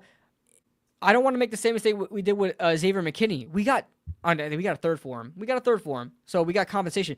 We're not going to get a compensatory pick for Kayvon Thibodeau. We're not. So I would rather try to shop him and get a 2nd or 3rd round pick. That's once again assuming they let him go. I think there's a chance they take it up. Like They got until May. They got have until May. They have until May to take his 5th year option. If they don't, you got to look to trade him. May of Yeah. this year. Oh Yeah, yeah, because it's the year before the 4th year, right? Yeah. Yeah. No, this is his 4th year. That's not his 4th year. This is his 4th year, right? Yeah. He had his 4.5 sacks, 11 and a half sacks, 5 sacks. Oh shit! This It's is his 4th 4th year. They have to take his 5th No way, year it's option. been 4 years. Evan Neal, get off my team, bro. It's been that long. Yo, that's not even a Get off my question. team, His bro. 5th year option is not Oh even a my question. God. Yeah, that just pissed me off, bro. Oh my god. That Not actually even a just pissed me off. question. Not even a Jesus question. Christ, this man is making so much money for what, bro? Waste of space. Swear to God. Yeah. So I think both of them are gonna be gone by the end of next year. So they gotta make a decision. They have to make a decision by May. So we'll see. But all right, guys, we went a lot longer than we were supposed to go. But Hey, it was still chill. it was still chill. great, It was yeah. still chill. I'm gonna go take a freaking ibuprofen or something like that. I got a headache, guys. But all right, guys. So thank you guys so much for joining in. This was a fun live. Really appreciate you guys for hopping in, and maybe I'll do this more often, and especially gearing up for draft time. And we're gonna be live for the draft. You know that. Yeah. So Yeah. see you guys. Leave a like before you guys leave. Leave a like. I didn't ask for a like this whole stream, so Hit the leave a like if you noti. guys- Hit the hit the noti. noti. Subscribe if you guys are new, and we'll see you guys next time. Later, guys.